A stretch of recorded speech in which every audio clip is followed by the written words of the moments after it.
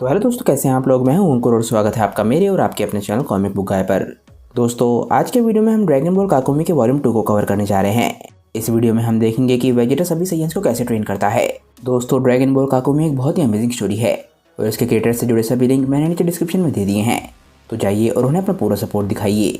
और दोस्तों, आज की वीडियो शुरू करने से पहले आप सभी से एक छोटी सी रिक्वेस्ट, अगर आपको आज की वीडियो अच्छी लगे तो वीडियो को लाइक करना बिल्कुल मत भूलिएगा और वीडियो को अपने दोस्तों के साथ शेयर भी जरूर कीजिएगा। जिन लोगों ने अभी तक चैनल को सब्सक्राइब नहीं किया है वो चैनल को सब्सक्राइब कर लें ताकि उन्हें सारी की सारी वीडियोस टाइम टू टाइम मिलती रहें। तो चलिए दोस्तों, बिना देरी करे अपने मूवी पर आते हैं।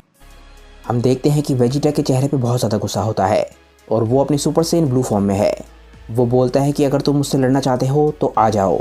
Admiral रूबा, admiral lyric, admiral Fennell तीनों ही बहुत ज़्यादा गुस्से में होते हैं और वो पावर अप करने लग जाते हैं क्योंकि वो वेजिटा से लड़ने के लिए पूरी तरीके से तैयार हैं। बाकी बचे हुए सभी के सभी साइयन्स वेजिटा, रूबा, लिरिक और फेनेल को देख रहे होते हैं और वो सभी बहुत ही ज़्यादा शॉक्ड होते हैं। काबा अपने मन में सोचता है कि इनके अंदर से बहुत ही ज़्यादा प्रेशर निकल रहा है। सभी के सभी साइयन्स बहुत ही ज़्यादा डाउट से वेजिटा को देख रहे होते हैं क्योंकि उनके हिसाब से वेजिटा एक आउटसाइडर है और वो उनके प्लेनेट पर आकर उन पर हुक्म नहीं चला सकता। और क्योंकि वो वेजिटा का साथ नहीं देना चाहते, वहाँ से काफ़ी सारे साइयन्स जाने लग जाते हैं।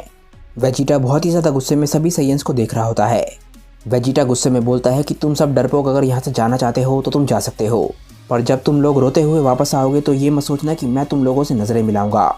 जिस दिन दुश्मन तुम्हारे दरवाजे पे खड़ा होगा उस दिन तुम लोगों को पता चल जाएगा कि मैं किस बारे में बोल रहा हूँ। अगर आज तुम लोग यहाँ से जाते हो तो तुम लोग मेरी नज़रों में सारी की सारी इज्जत खो दोगे। तभी हम देखते हैं कि एडमिरल रूबा, जो कि इस प्लेनेट का सबसे ताकतवर सैयन है, वो एकदम से वेजिटा के पीछे आ जाता है। रूबा वेजिटा से बोलता है कि अब तुम मुझसे लड़ रहे हो। वो वेजिटा को अपने हाथों से पकड़ने की कोशिश करता है, पर अचानक से ही वेजिटा उसके हाथों के बीच में से निकल जाता है और रूबा के पीछे पहुंच जाता है। रूबा के हाथ टकराने की वजह से बहुत ही ज़बरदस्त प्रेशर निकलता है, यानी कि प्लेनेट सडाला के साइयन्स भी उतने ज़्यादा कमज़ोर नहीं हैं जितना कि पहले लग रहे थे। एकदम से रूबा पीछे मुड़कर देखता है क्योंकि उसे वेजिटा की स्पीड पर विश्वास नहीं हो रहा होता। पर तभी हम देखते हैं कि वेजिटा एकदम से रूबा के सामने आ जाता है और रूबा के पेट में बहुत ही ज़बरदस्त पंच मारता है।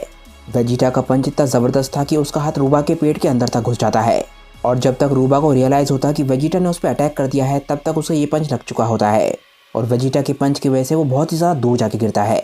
वेजिटा के चेहरे से पता चल रहा होता है कि रूबा को हराने के लिए उसे पूरा एफर्ट भी नहीं देना पड़ा।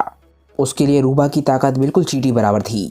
हम देखते हैं कि वेजिटा के अटैक के बाद रूबा काफ़ी सारे साइयन से टकराता हुआ काफ़ी दूर जाके गिरता है और अगले ही पल हम देखते हैं कि लिरिक भी एकदम से वेजिटा पे हमला करने के लिए उसके पीछे आ जाता है और उसके हाथ में एक बहुत ही ताकतवर अटैक होता है। एकदम से लिरिक ये ताकतवर की ब्लास्ट वेजिटा पे शूट करता है और वेजिटा वहीं पे खड़ा रहता है। ये अटैक वेजिटा से टकरा जाता है पर वेजिटा के चेहरे पे शिकन भी नहीं आती। एक बारी फिर से वेजिटा साबित कर देता है कि प्लेनेट सडाला के साइयन्स उसके सामने कुछ भी नहीं है। लिरिक को लगता है कि शायद उसके अटैक से वेजिटा को थोड़ा बहुत नुकसान पहुंचा होगा, पर तभी हम देखते हैं कि वेजिटा बिल्कुल सही सलामत होता है और एकदम से लिरिक के पेट में बहुत ही ज़बरदस्त किक मारता है। एक ही झटके में लिरिक बिल्कुल अनकॉन्शियस हो जाता है, जिससे पता चलता है कि दोनों साइयन्स के बीच में ताकत का गैप कितना बड़ा था। इसके बाद हम देखते हैं कि तीसरी और आखिरी एडमिरल यानी कि फेनेल एकदम से वेजिटा पर अटैक करने के लिए एक बहुत ही ताकतवर अटैक बनाती है। यह अटैक एक की ब्लास्ट होता है और इससे वो वेजिटा पर हमला करने की कोशिश करती है, पर वेजिटा अपने आप को उसके अटैक से बहुत ही आराम से बचा लेता है। ये की अटैक कोई आम अटैक नहीं था। अगर ये अटैक वेजिटा को लग जाता तो शायद उसे नुकसान भी पहुंच सकता था। एकदम से हम देखते हैं कि वेजिटा अपने दोनों हाथ ज़मीन पर रखता है और फेनेल के पेट में बहुत ही ज़बरदस्त किक मारता है। ये किक इतनी ज़बरदस्त थी कि फेनेल का आर्मर भी टूट जाता है और इसके बाद फेनेल बहुत ही ज़्यादा दूर जाके गिरती है और एक बहुत ही बड़ी चट्टान से टकराती है। तीनों के तीनों सैयन एडमिरल्स को हराने के लिए वेजिटा को सिर्फ एक एक अटैक की ज़रूरत पड़ी। इसके बाद हम देखते हैं कि फेनेल के मुंह से खून निकल रहा होता है और वो बेहोश हो चुकी होती है। तीनों को हराने के लिए वेजिटा को ज़रा सा एफर्ट भी नहीं करना पड़ता। तभी हम देखते हैं कि जिस चट्टान से फेनेल टकराई थी वो एकदम से टूटकर उसके ऊपर गिर जाता है, जिससे उसे बहुत ही ज़्यादा नुकसान पहुंचा होगा। वेजिटा आखिरकार साबित कर चुका है कि प्लेनेट सडाला के साइयन्स और वेजिटा के बीच में ताकत का गैप कितना बड़ा है और ये गैप इतना बड़ा है कि शायद बहुत लंबी ट्रेनिंग के बावजूद भी ये गैप ना भरे। हम देखते हैं कि तीनों के तीनों साइयन्स की हालत ख़राब होती है और वो तीनों के तीनों बेहोश होते हैं। इसके बाद वेजिटा बाकी साइयन्स की तरफ मुड़ता है और बोलता है कि तुम लोग इस वक्त मुझे इस तरीके से देख रहे हो कि मैं कोई मॉन्स्टर हूँ, कोई खून का प्यासा मॉन्स्टर, पर शायद अब तुम लोगों को ये बात समझ जरूर आ गई होगी कि कमज़ोर होना क्या होता है। क्या तुम लोगों को ये बात समझ आई कि खुद को और अपने लोगों को ना बचाना कैसा फील होता है एक बहुत ही ताकतवर अपोनेंट के सामने, जो कि ना सिर्फ ताकतवर हो बल्कि ख़तरनाक भी हो। तभी हम देखते हैं कि जो चट्टान फेनेल के ऊपर गिरी थी वो एकदम से हिलने लग जाती है। अचानक से ही उस चट्टान के अंदर क्रैक्स आने लग जाते हैं और वो एकदम से फट पड़ती है। हम देखते हैं कि उसके अंदर से एक बहुत ही ज़बरदस्त ऑरा निकल रहा होता है और ये ऑरा होता है सुपर सैयन फेनेल का। और फेनेल को देख के ऐसा बिल्कुल भी नहीं लग रहा होता कि वो पहली बारी सुपर सैयन में बदली है। और इससे ये बात साबित हो जाती है कि यूनिवर्स 6 में काबा, केर और कलीफला के अलावा भी ऐसे कई और सैयन हैं जो कि सुपर सैयन का इस्तेमाल कर सकते हैं। फेनेल बहुत ही बुरी तरीके से घायल होती है। उसके शरीर में से हर जगह से खून निकल रहा होता है, पर वो बहुत ज़्यादा गुस्से में होती है। वो बोलती है कि मेरे किंग, मुझे माफ़ करना, पर मेरे पास कोई और रास्ता नहीं था।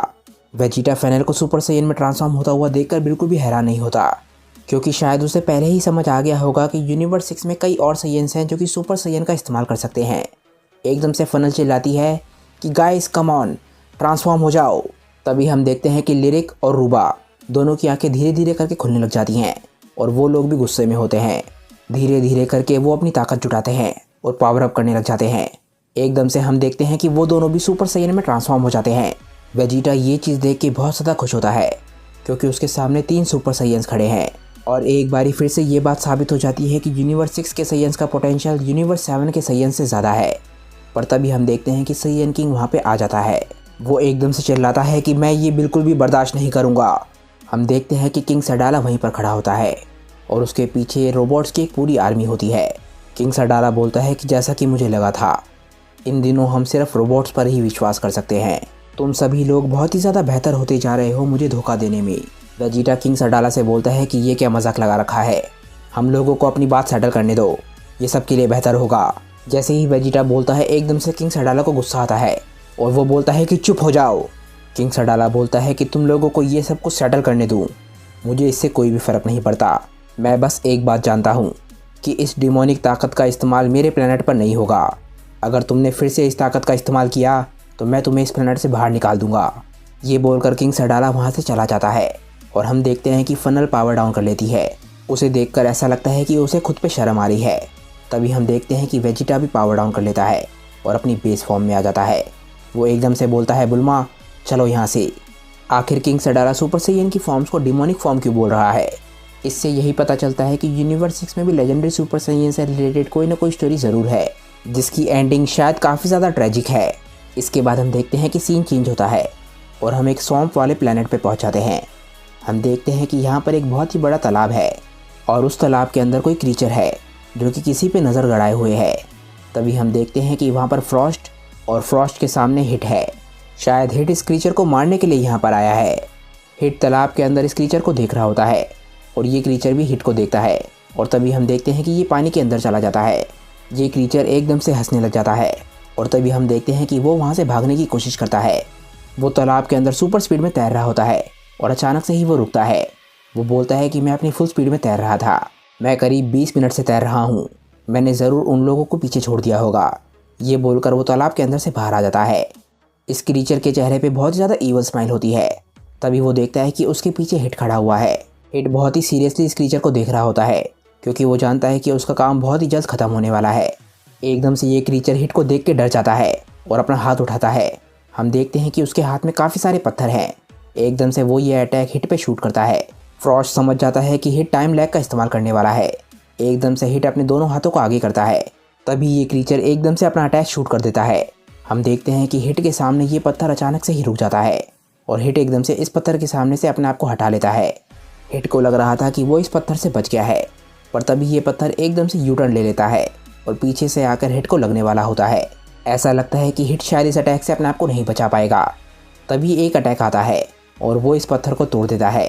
हिट भी बहुत ही अच्छे तरीके से जानता है कि ये अटैक किसने किया होगा और ये होता है फ्रॉस्ट। फ्रॉस्ट बोलता है कि हिट थैंक्स बोलने की ज़रूरत नहीं है। हिट को फ्रॉस्ट पे बहुत ज़्यादा गुस्सा आ रहा होता है, क्योंकि हिट के ना चाहते हुए भी फ्रॉस्ट उसका पीछा कर रहा होता है।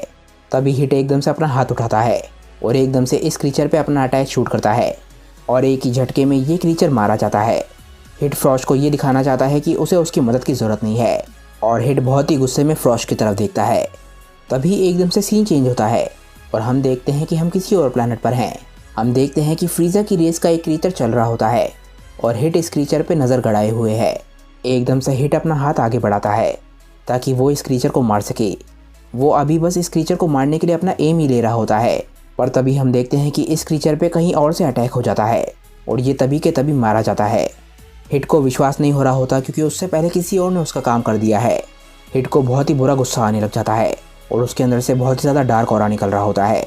वो जानता है कि ये काम किसका है और वो मुड़कर देखता है। हम देखते हैं कि वहाँ पर फ्रॉस्ट है और वो हंस रहा है। ना सिर्फ वो हिट का पीछा कर रहा है बल्कि उसको काम करने से भी रोक रहा है। फ्रॉस्ट हंसते हुए बोलता है कि लगता है असैसिन का काम तो बहुत ज़्यादा आसान है। हिट एकदम से जाके फ्रॉस्ट का हाथ पकड़ लेता है और बोलता है कि आखिर तुम्हारी दिक्कत क्या है।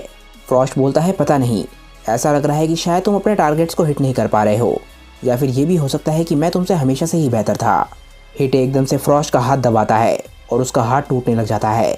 हिट बोलता है कि तुम मुझे अब अकेला छोड़ दोगे और यहाँ से आगे समय के अंत तक तुम मुझे कभी नहीं दिखोगे। क्या तुम्हें ये बात समझ आ गई? फ्रॉस्ट बोलता है कि मुझे बहुत ही बुरी तरीके से दर्द हो रहा है, मैं ये मंजूर कर लूँगा, पर मेरी एक कंडीशन है। फ्रॉस्ट एकदम से हिट से दूर हो जाता है और बोलता है कि तुम्हें साबित करना होगा कि तुम मुझसे बेहतर हो। आ जाओ, अब हम लड़ते हैं। एकदम से हम देखते हैं कि हिट भी लड़ने के लिए तैयार होने लग जाता है। इसके बाद सीन चेंज होता है और हम ग्रैंड प्रीस्ट के पैलेस पे पहुंच जाते हैं। हम देखते हैं कि ग्रैंड प्रीस्ट की हालत काफ़ी ज़्यादा ख़राब होती है। उन्होंने नए एंजल्स को रोकने के लिए जो कुछ भी किया उससे उनकी बॉडी पे बहुत ज़्यादा फ़र्क पड़ा है और वो काफ़ी ज़्यादा दर्द में हैं। उनकी बॉडी अभी पूरी तरीके से रिकवर नहीं कर पाई है। तभी हम देखते हैं कि ग्रैंड प्रीस्ट के सामने एकदम से ज़ेनो का गार्ड आता है। वो बोलता है ग्रैंड प्रीस्ट, मैं अपनी पूरी कोशिश कर रहा हूँ कवर करने के लिए, पर किंग से ये ज़्यादा लंबे समय तक छुपा पाना काफ़ी ज़्यादा मुश्किल है। उन्हें आज नहीं तो कल ये बात पता चल जाएगी। ग्रैंड प्रीस्ट बोलते हैं कि कोई बात नहीं, तुम अपने आप को और ज़्यादा खतरे में मत डालो। ग्रैंड प्रीस्ट बैठे हुए हैं और उनके सर की नसें अभी भी दिख रही हैं, जिससे पता चलता है कि उनकी बॉडी पे बहुत ज़्यादा स्ट्रेस पड़ा हुआ है और इतनी सी बात बोलने के लिए भी उनको काफ़ी ज़्यादा ताकत का इस्तेमाल करना पड़ रहा है। एकदम से ज़ेनो का गार्ड बोलता है कि ठीक है और वो वहाँ से चला जाता है। जैसे ही लॉर्ड ज़ेनो का गार्ड वहाँ से जाता है, हम देखते हैं कि ग्रैंड प्रीस्ट फिर से दर्द से कराने लग जाते हैं और उनके चेहरे पे फिर से दर्द दिखने लग जाता है। आखिरकार ऐसा लगता है कि शायद ग्रैंड प्रीस्ट के साथ काफ़ी कुछ बुरा होने वाला है। इसके बाद हम यूनिवर्स 11 में आ जाते हैं। हम देखते हैं कि ये किसी तरीके का प्लैनेट होता है। ये शायद लॉर्ड बेलमोड का प्लैनेट होता है क्योंकि इसकी शेप लॉर्ड बीरस के प्लैनेट की तरह है। गोहान टोपो और जिरेन के साथ बैठा हुआ होता है और वो किसी में नज़र गड़ाए हुए हैं। हम देखते हैं कि मार्गरीटा कुछ कर रही होती है और हम देखते हैं कि वहाँ पर डिस्पो भी है। तभी हम देखते हैं कि मार्गरीटा किसी को हील कर रही है और यह है लॉर्ड बेलमोड। पिछले पार्ट्स में हमने देखा था कि लॉर्ड बेलमोड अपनी ताकत को टोपो में ट्रांसफ़र कर चुके हैं, जिसके बाद उनकी बॉडी बहुत ही बुरी तरीके से जल गई थी। ऐसा लगा था कि शायद वो मारे जा चुके हैं, पर हम देखते हैं कि मार्गरीटा उन्हें बचाने की पूरी कोशिश कर रही होती है। टोपो लॉर्ड बेलमोड की हालत देख के काफ़ी ज़्यादा स्ट्रेस में होता है और स्ट्रेस की वजह से वो अपना पैर ज़मीन पर पटक रहा होता है। और तभी हम देखते हैं कि गोहान कुछ बोलता है। गोहान बोलता है कि लगता नहीं कि लॉर्ड बेलमोड। तभी एकदम से जिरेन उसे रोक देता है। जिरेन बोलता है कि मार्गरीटा लॉर्ड बेलमोड को ज़िंदा नहीं कर सकती, उसके पास ये करने की अथॉरिटी नहीं है, पर लॉर्ड बेलमोड के ज़िंदा होने की अभी थोड़ी बहुत उम्मीद है, इसीलिए वो उन्हें बचाने की कोशिश कर रही है। गोहान बोलता है कि अच्छा, अब मैं समझ गया। गोहान बोलता है कि मैं ये बताना तो भूल ही गया कि मैं यहाँ पर क्यों आया हूँ। मैं प्राइड ट्रूपर्स की तरह ही जस्टिस में बहुत ज़्यादा बिलीव करता हूँ, इसीलिए मैं प्राइड ट्रूपर्स को ज्वाइन करना चाहता हूँ। जिरेन नए गॉड ऑफ डिस्ट्रक्शन टोपो की तरफ देखता है। टोपो नीचे की तरफ देख रहा होता है और गोहान से बोलता है, गोहान मेरे हिसाब से तुमने बहुत ही गलत टाइम चूज़ किया है। गोहान एकदम से घबरा जाता है और वो बोलता है कि मुझे माफ़ कर देना अगर मैंने कोई दिक्कत दी हो तो। मुझे इस समय में आकर तुम लोगों को परेशान नहीं करना चाहिए था। जिरेन एकदम से सोचने लग जाता है और बोलता है कि नहीं, हम उस बारे में नहीं बोल रहे हैं। टोपो बोलता है, गोहान ध्यान से सुनो, हम लोग इस वक्त इसलिए टेंशन में हैं क्योंकि लॉर्ड बेलमोड और मेरे बीच में डिवाइन इमॉर्टैलिटी का अभी ट्रांसफ़र हुआ है और इसमें तुम्हारी कोई भी गलती नहीं है। जिरेन बोलता है कि और रही बात तुम्हारे प्राइड ट्रूपर्स को ज्वाइन करने की, तुमने आकर हमसे रिक्वेस्ट किया है, सिर्फ इसलिए हम तुम्हें ज्वाइन नहीं करने दे सकते, पर अगर तुम एग्री करोगी तो हम तुम्हें एक मिशन पर लेकर जाना चाहेंगे और वहाँ पर तुम्हारी परफॉर्मेंस को देख के तुम्हें रेट करेंगे। अगर ये बात तुम्हें मंजूर है तो। गोहान ये बात सुन के खुश हो जाता है और बोलता है, हाँ थैंक यू जिरेन, मुझे मंजूर है। तभी हम एकदम से डिस्पो के कान को देखते हैं। डिस्पो के सुनने की एबिलिटी बहुत ही ज़्यादा अच्छी है और वो बोलता है कि सब लोग चुप हो जाओ। एकदम से वो लॉर्ड बेलमोड की तरफ देखने लग जाता है और सुनने की कोशिश करता है। डिस्पो की आंख में एकदम से आंसू आ जाते हैं। वो बोलता है कि मैं उन्हें ब्रीथ करते हुए सुन सकता हूँ, लॉर्ड बेलमोड अभी भी जिंदा हैं। ये बात सुन के टोपो, जिरेन और गोहान बिल्कुल हैरान रह जाते हैं और हम देखते हैं कि टोपो की आंखों में से खुशी के आंसू निकलने लग जाते हैं। इसके बाद हम यूनिवर्स 7 में वापस आते हैं और हम देखते हैं मॉन्स्टर आइलैंड को, यानी कि वो आइलैंड जहाँ पर एंड्रॉइड 17 रहता है। हम देखते हैं कि आसमान से कोई शिप आकर गिर रही होती है और एकदम से वो इस प्लैनेट पर आकर टकराती है। एंड्रॉयड 17 वहीं पर खड़ा होता है और वो भी ये सब कुछ नोटिस करता है। जंगल के बीचों बीच एक क्रैश हुआ होता है और वहाँ से धुआं निकल रहा होता है और हम देखते हैं कि एक शिप के अंदर से एक शख्स निकलता है। इस शख्स को पहले हमने टूर्नामेंट ऑफ पावर में भी देखा है। वो बोलता है फालतू का रोबोट, ऑब्वियसली इसमें और ज़्यादा चेंजेस करने की ज़रूरत है। वो अपनी जेब में से किसी तरीके का ट्रैकर निकालता है और बोलता है कि ये एंड्रॉयड 17 कहाँ पर है। तभी हम देखते हैं कि एंड्रॉयड 17 वहाँ पर आ जाता है और एक पेड़ के ऊपर खड़ा होता है। वो बोलता है कि लगता है मैं तुम्हें जानता हूँ, तुम यूनिवर्स 3 के पेपर आर्मी हो ना, आखिर तुम मेरे आइलैंड पे क्या कर रहे हो। पेपर आर्मी बोलता है कि ये तो इम्पॉसिबल है, मेरे ट्रैकर ने मुझे अभी तक बताया नहीं कि मैं कहाँ पर हूँ। एकदम से उसके ट्रैकर में से आवाज़ आती है कि हम लोग पहुँच चुके हैं और पेपर आर्मी बोलता है कि अच्छा मैं समझ गया। पेपर आर्मी को अपनी आंखों से ज़्यादा अपने ट्रैकर पर विश्वास है। पेपर आर्मी इसके बाद हंसते हुए बोलता है कि एंड्रॉयड 17 मैं यहाँ पर इसलिए आया हूँ क्योंकि मेरे पास तुम्हारे लिए एक प्रपोजल है। तुम और मैं क्यों ना टीम अप कर लें। तुम्हारे यूनिवर्स तक पहुँचने के लिए मैंने अपने यूनिवर्स के सुप्रीम काय का DNA भी लिया ताकि मैं कोई एंड्रॉयड बना सकूँ जो मुझे यहाँ तक पहुँचा दे। एंड्रॉयड 17 को गुस्सा आता है। वो बोलता है कि यानी कि तुमने मेरा DNA भी लिया होगा। पेपर आर्मी बोलता है कि हाँ, मैंने सिर्फ तुम्हारा एक बाल लिया था। एंड्रॉयड 17 बोलता है कि फिर से ऐसा करने की हिम्मत भी मत करना। एंड्रॉयड 17 वहाँ से जाने लग जाता है और पेपर आर्मी पूछता है कि तुम्हारा क्या फैसला रहा। एंड्रॉयड 17 बोलता है कि नहीं, मुझे तुम्हारे प्रपोजल में कोई भी इंटरेस्ट नहीं है। पेपर आर्मी बोलता है कि मेरी बात तो सुनो, तुम्हारी भी एक फैमिली है, तुम उसे डिफेंड कैसे करोगी। एंड्रॉयड 17 बोलता है कि मुझे तुम्हारी ज़रूरत नहीं है अपनी फैमिली को डिफेंड करने के लिए। पेपर आर्मी को बहुत ज़्यादा गुस्सा आने लग जाता है। वो बोलता है कि तुम तो बहुत ज़्यादा एरोगेंट हो, क्या तुम्हें पता भी है कि इस बारी तुम्हारे एनिमीज़ कौन हैं। 17 बोलता है कि उससे कोई भी फ़र्क नहीं पड़ता, अगर हम मारे गए तो यानी कि समय आ चुका है। पेपर आर्मी ये बात सुन के बहुत ज़्यादा हैरान होता है और तभी हम देखते हैं कि एंड्रॉयड 17 के पास कोई आता है। वो बोलता है डैड। हम देखते हैं कि ये दोनों बच्चे एंड्रॉयड 17 के हैं और एकदम से एंड्रॉयड 17 उन्हें देखता है। वो बोलता है सफ़ायर, पर्ल, तुम यहाँ पे क्या कर रहे हो। तभी एकदम से एंड्रॉयड 17 की वाइफ भी वहाँ पर आ जाती है। वो बोलती है कि मैंने यहाँ पे खेलने के लिए लेकर आई थी और तभी हमने तुम्हारी बात सुन ली। तभी एकदम से एंड्रॉयड 17 की बेटी रोती हुए बोलती है कि डैड, हम मरना नहीं चाहते और हम ये भी नहीं चाहते कि आप मरो।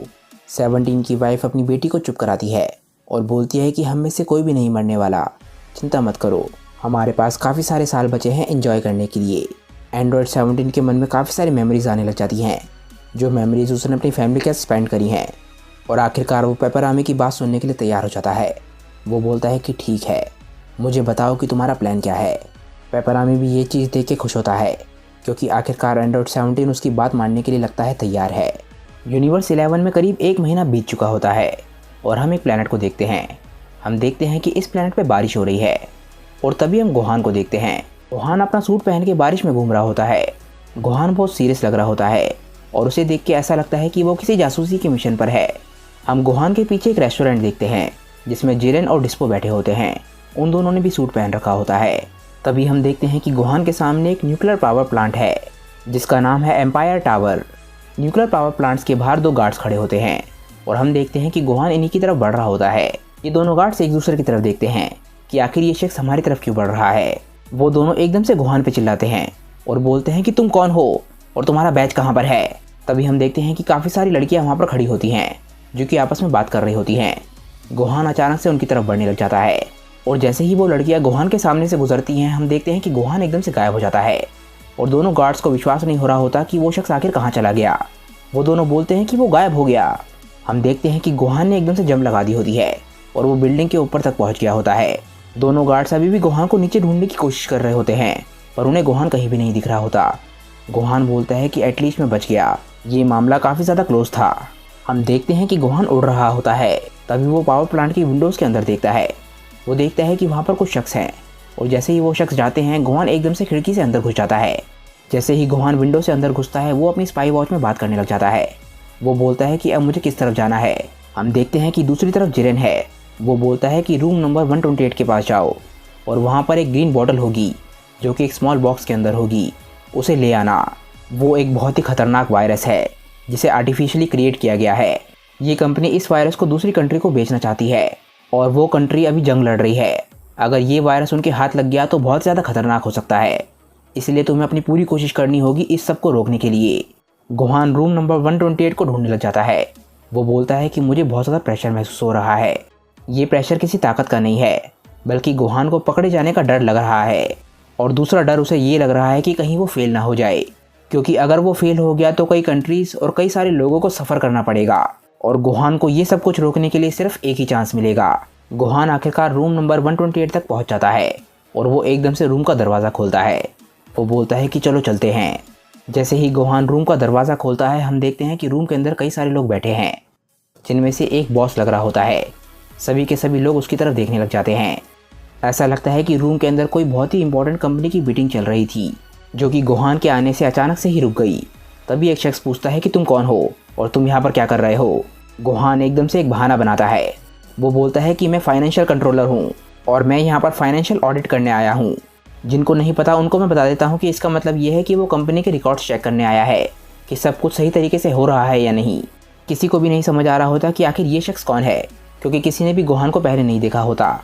आखिरकार गोहान का ध्यान उस बॉक्स की तरफ जाता है जिसके अंदर एक ग्रीन बॉटल है, यानी कि ये वही वायरस है जिसे गोहान ढूंढ रहा था, जिसके बारे में जिरेन ने गोहान को बताया था। गोहान कुछ भी समझ नहीं पा रहा होता कि आखिर उसे क्या करना चाहिए। वो एकदम से अपने डैड के बारे में सोचने लग जाता है।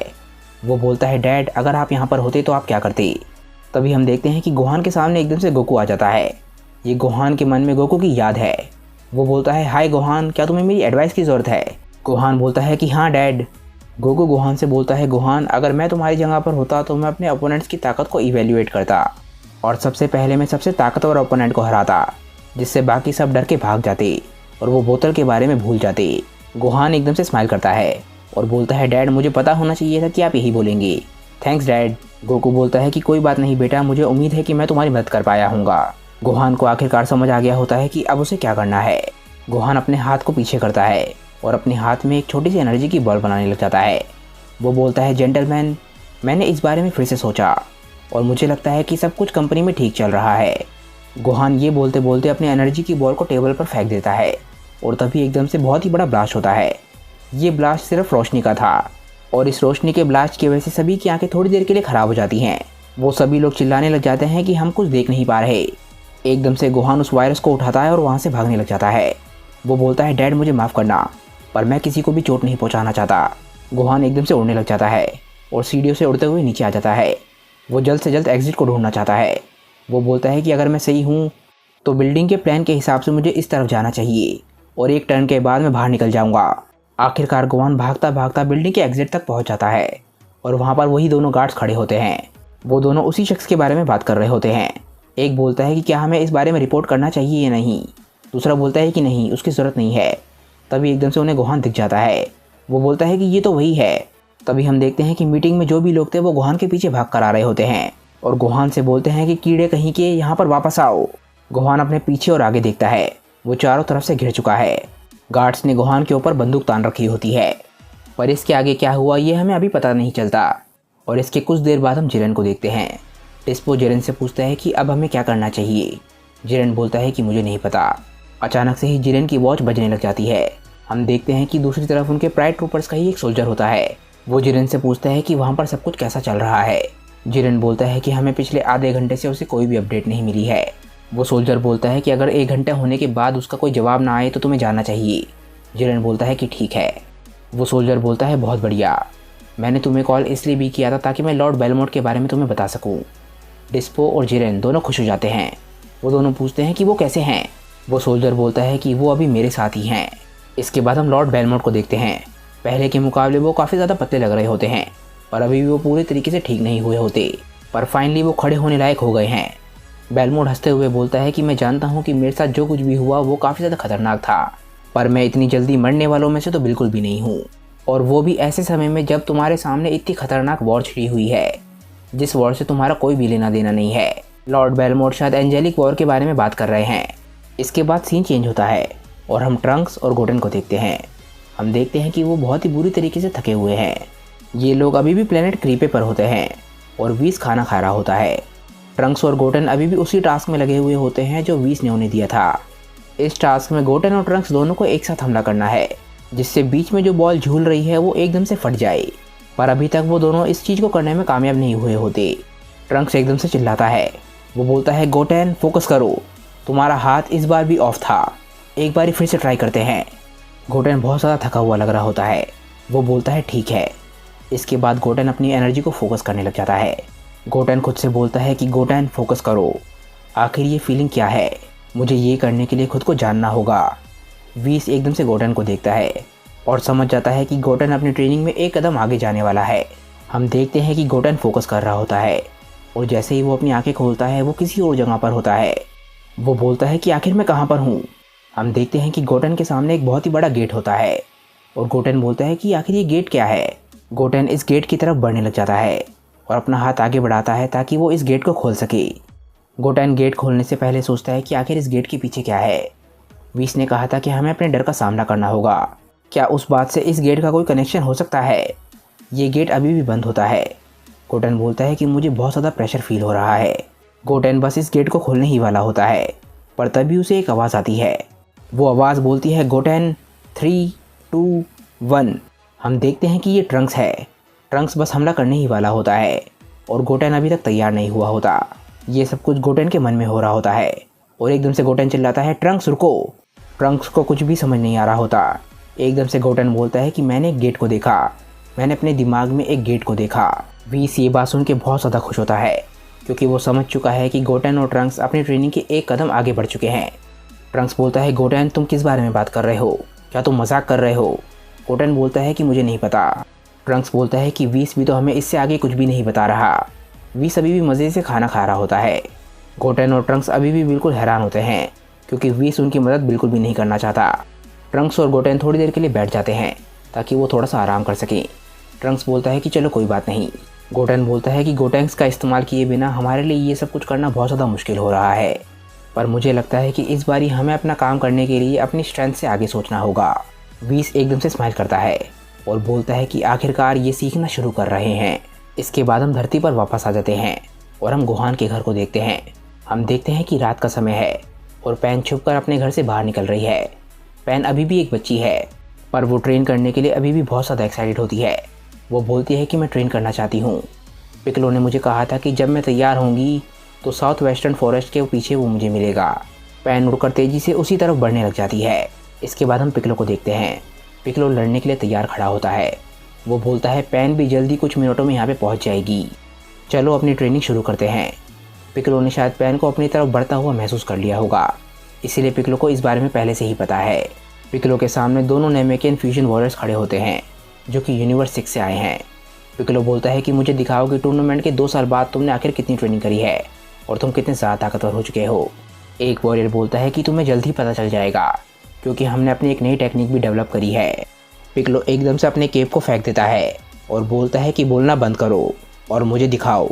करीब 20 मिनट बाद हम देखते हैं कि पैन वहाँ पर पहुँच जाती है जहाँ पर ट्रेनिंग चल रही होती है और वो बोलती है कि वो लोग ज़रूर वहीं पर होंगे।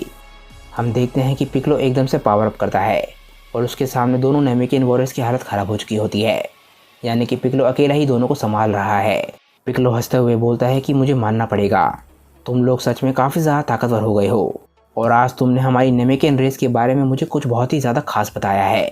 दोनों के दोनों फ्यूजन वॉरियर्स ये बात सुन के काफ़ी ज़्यादा खुश होते हैं। तभी हम देखते हैं कि पैन वहाँ पर पहुँच जाती है और बोलती है कि मैं भी ट्रेन करना चाहती हूँ। ये बात सुन के पिकलो बहुत ज़्यादा खुश होता है। हम समय में करीब 1 महीने पीछे आते हैं और हम हिट को देखते हैं। हिट किसी से लड़ने के लिए तैयार खड़ा होता है और ये होता है फ्रॉस्ट। फ्रॉस्ट भी हिट से लड़ने के लिए पूरी तरीके से तैयार खड़ा होता है। हिट को फ्रॉस्ट पे बहुत ज़्यादा गुस्सा आ रहा होता है क्योंकि फ्रॉस्ट बार बार उसका काम रोक रहा था। फ्रॉस्ट खुद को हिट से ज़्यादा बेहतर समझने लग गया था, इसीलिए हिट उसे मजा सिखाना चाहता है। हिट और फ्रॉस्ट की बॉडी में से प्रेशर लगातार बढ़ रहा होता है क्योंकि वो दोनों अपनी ताकत को जुटा रहे होते हैं। दोनों में से पहले जो भी अटैक करेगा उसके जीतने के चांस बहुत ज़्यादा हैं क्योंकि दोनों की ताकत का लेवल इतना ज़्यादा है कि सिर्फ एक ही अटैक लड़ाई का फैसला कर सकता है। हम देखते हैं कि हिट अपना हाथ अटैक करने के लिए तैयार करता है। इस अटैक से हिट सिर्फ एक ही झटके में फ्रॉस्ट को ख़त्म कर सकता है। हिट अपनी जगह पर ही खड़ा रहता है और एक एयर पंच फ्रॉस्ट को मारता है। हम देखते हैं कि फ्रॉस्ट को विश्वास नहीं हो रहा होता कि उसके साथ क्या हुआ। सिर्फ एक एयर पंच से फ्रॉस्ट की हालत ख़राब हो जाती है। हम देखते हैं कि ये पंच उसकी छाती में घुस गया होता है और ये सिर्फ एक एयर पंच था। फ्रॉस्ट के मुंह से खून निकलने लग जाता है। इसके बाद हम हिट को देखते हैं जो कि अपनी ही जगह पर खड़ा होता है और उसके चारों तरफ देखकर ऐसा लग रहा होता है कि शायद उसने समय को रोका हुआ था फ्रॉस्ट पे अटैक करने से पहले। फ्रॉस्ट की हालत बिल्कुल ख़राब हो चुकी होती है।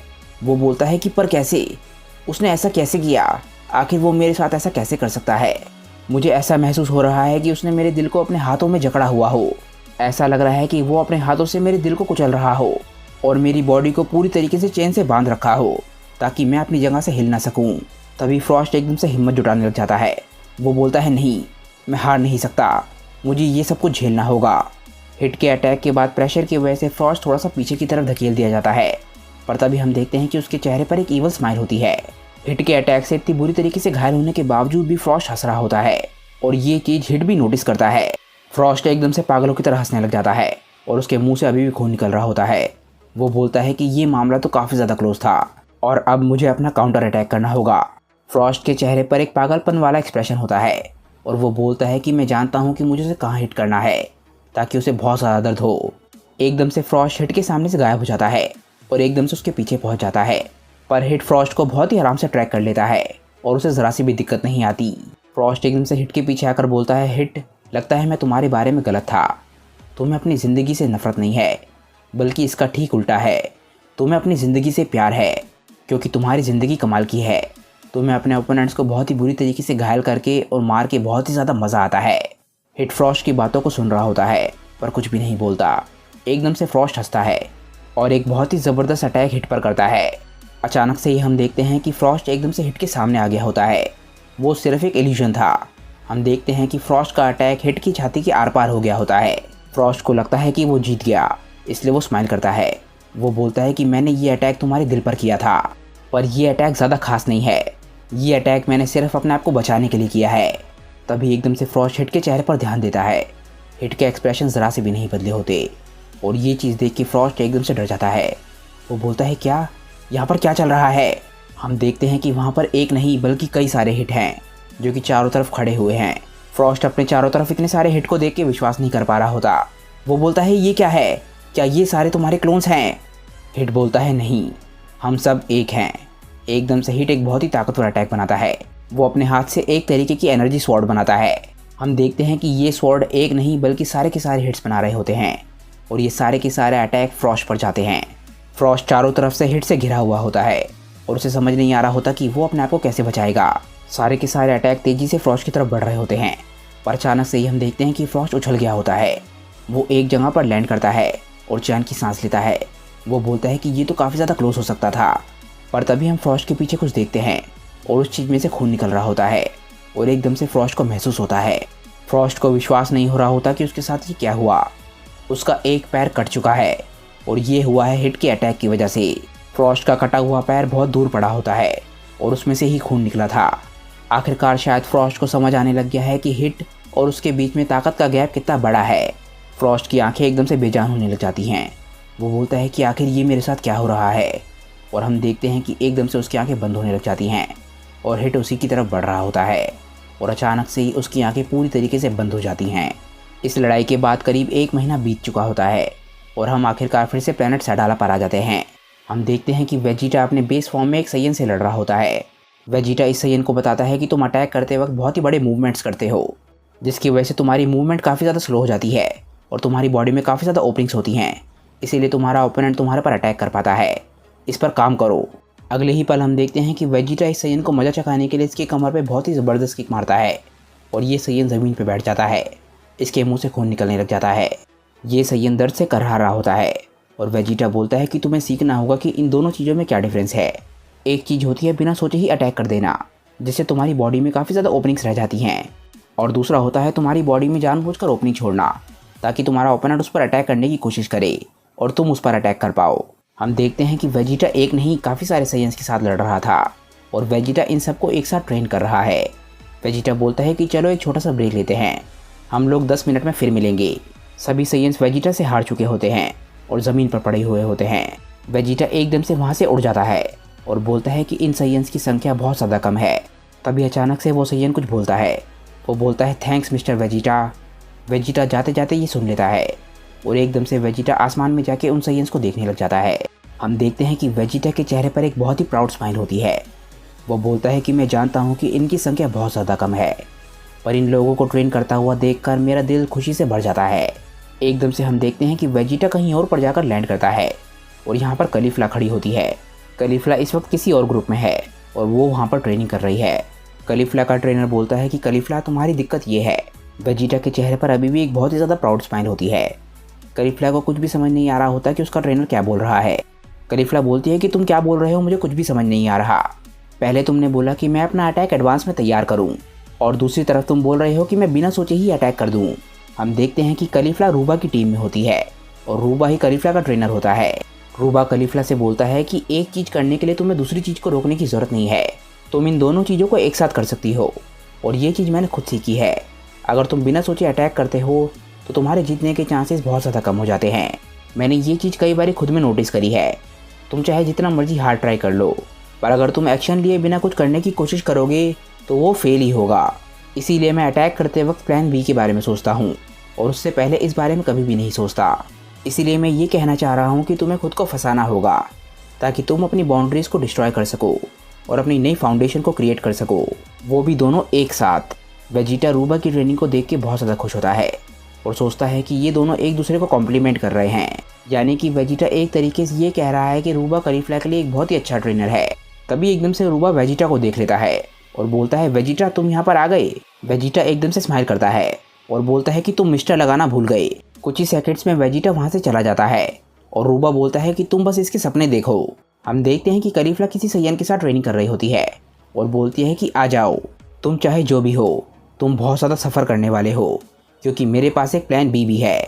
इसके बाद वेजिटा दूसरे ट्रेनिंग ग्राउंड पर जाकर लैंड करता है और हम देखते हैं कि यहाँ पर ब्रोली और केल भी है, और इन दोनों की ट्रेनर फेनेल होती है। फेनेल बोलती है, ब्रोली तुम्हें अपने अंदर की एनर्जी को एक्सेप्ट करना होगा, तुम उसे दबाना बंद करो और उसे एक्सेप्ट करके कंट्रोल करने की कोशिश करो। इसके बाद फेनेल केल से बोलती है, केल तुम्हें अपने अंदर थोड़ा सा कॉन्फिडेंस लाना होगा, तुम्हें अपनी कैपेबिलिटीज़ पे बहुत ज़्यादा शक है, इसीलिए तुम अपने आप को रोकती रहती हो और इसे वजह से तुम आगे नहीं बढ़ पा रही हो।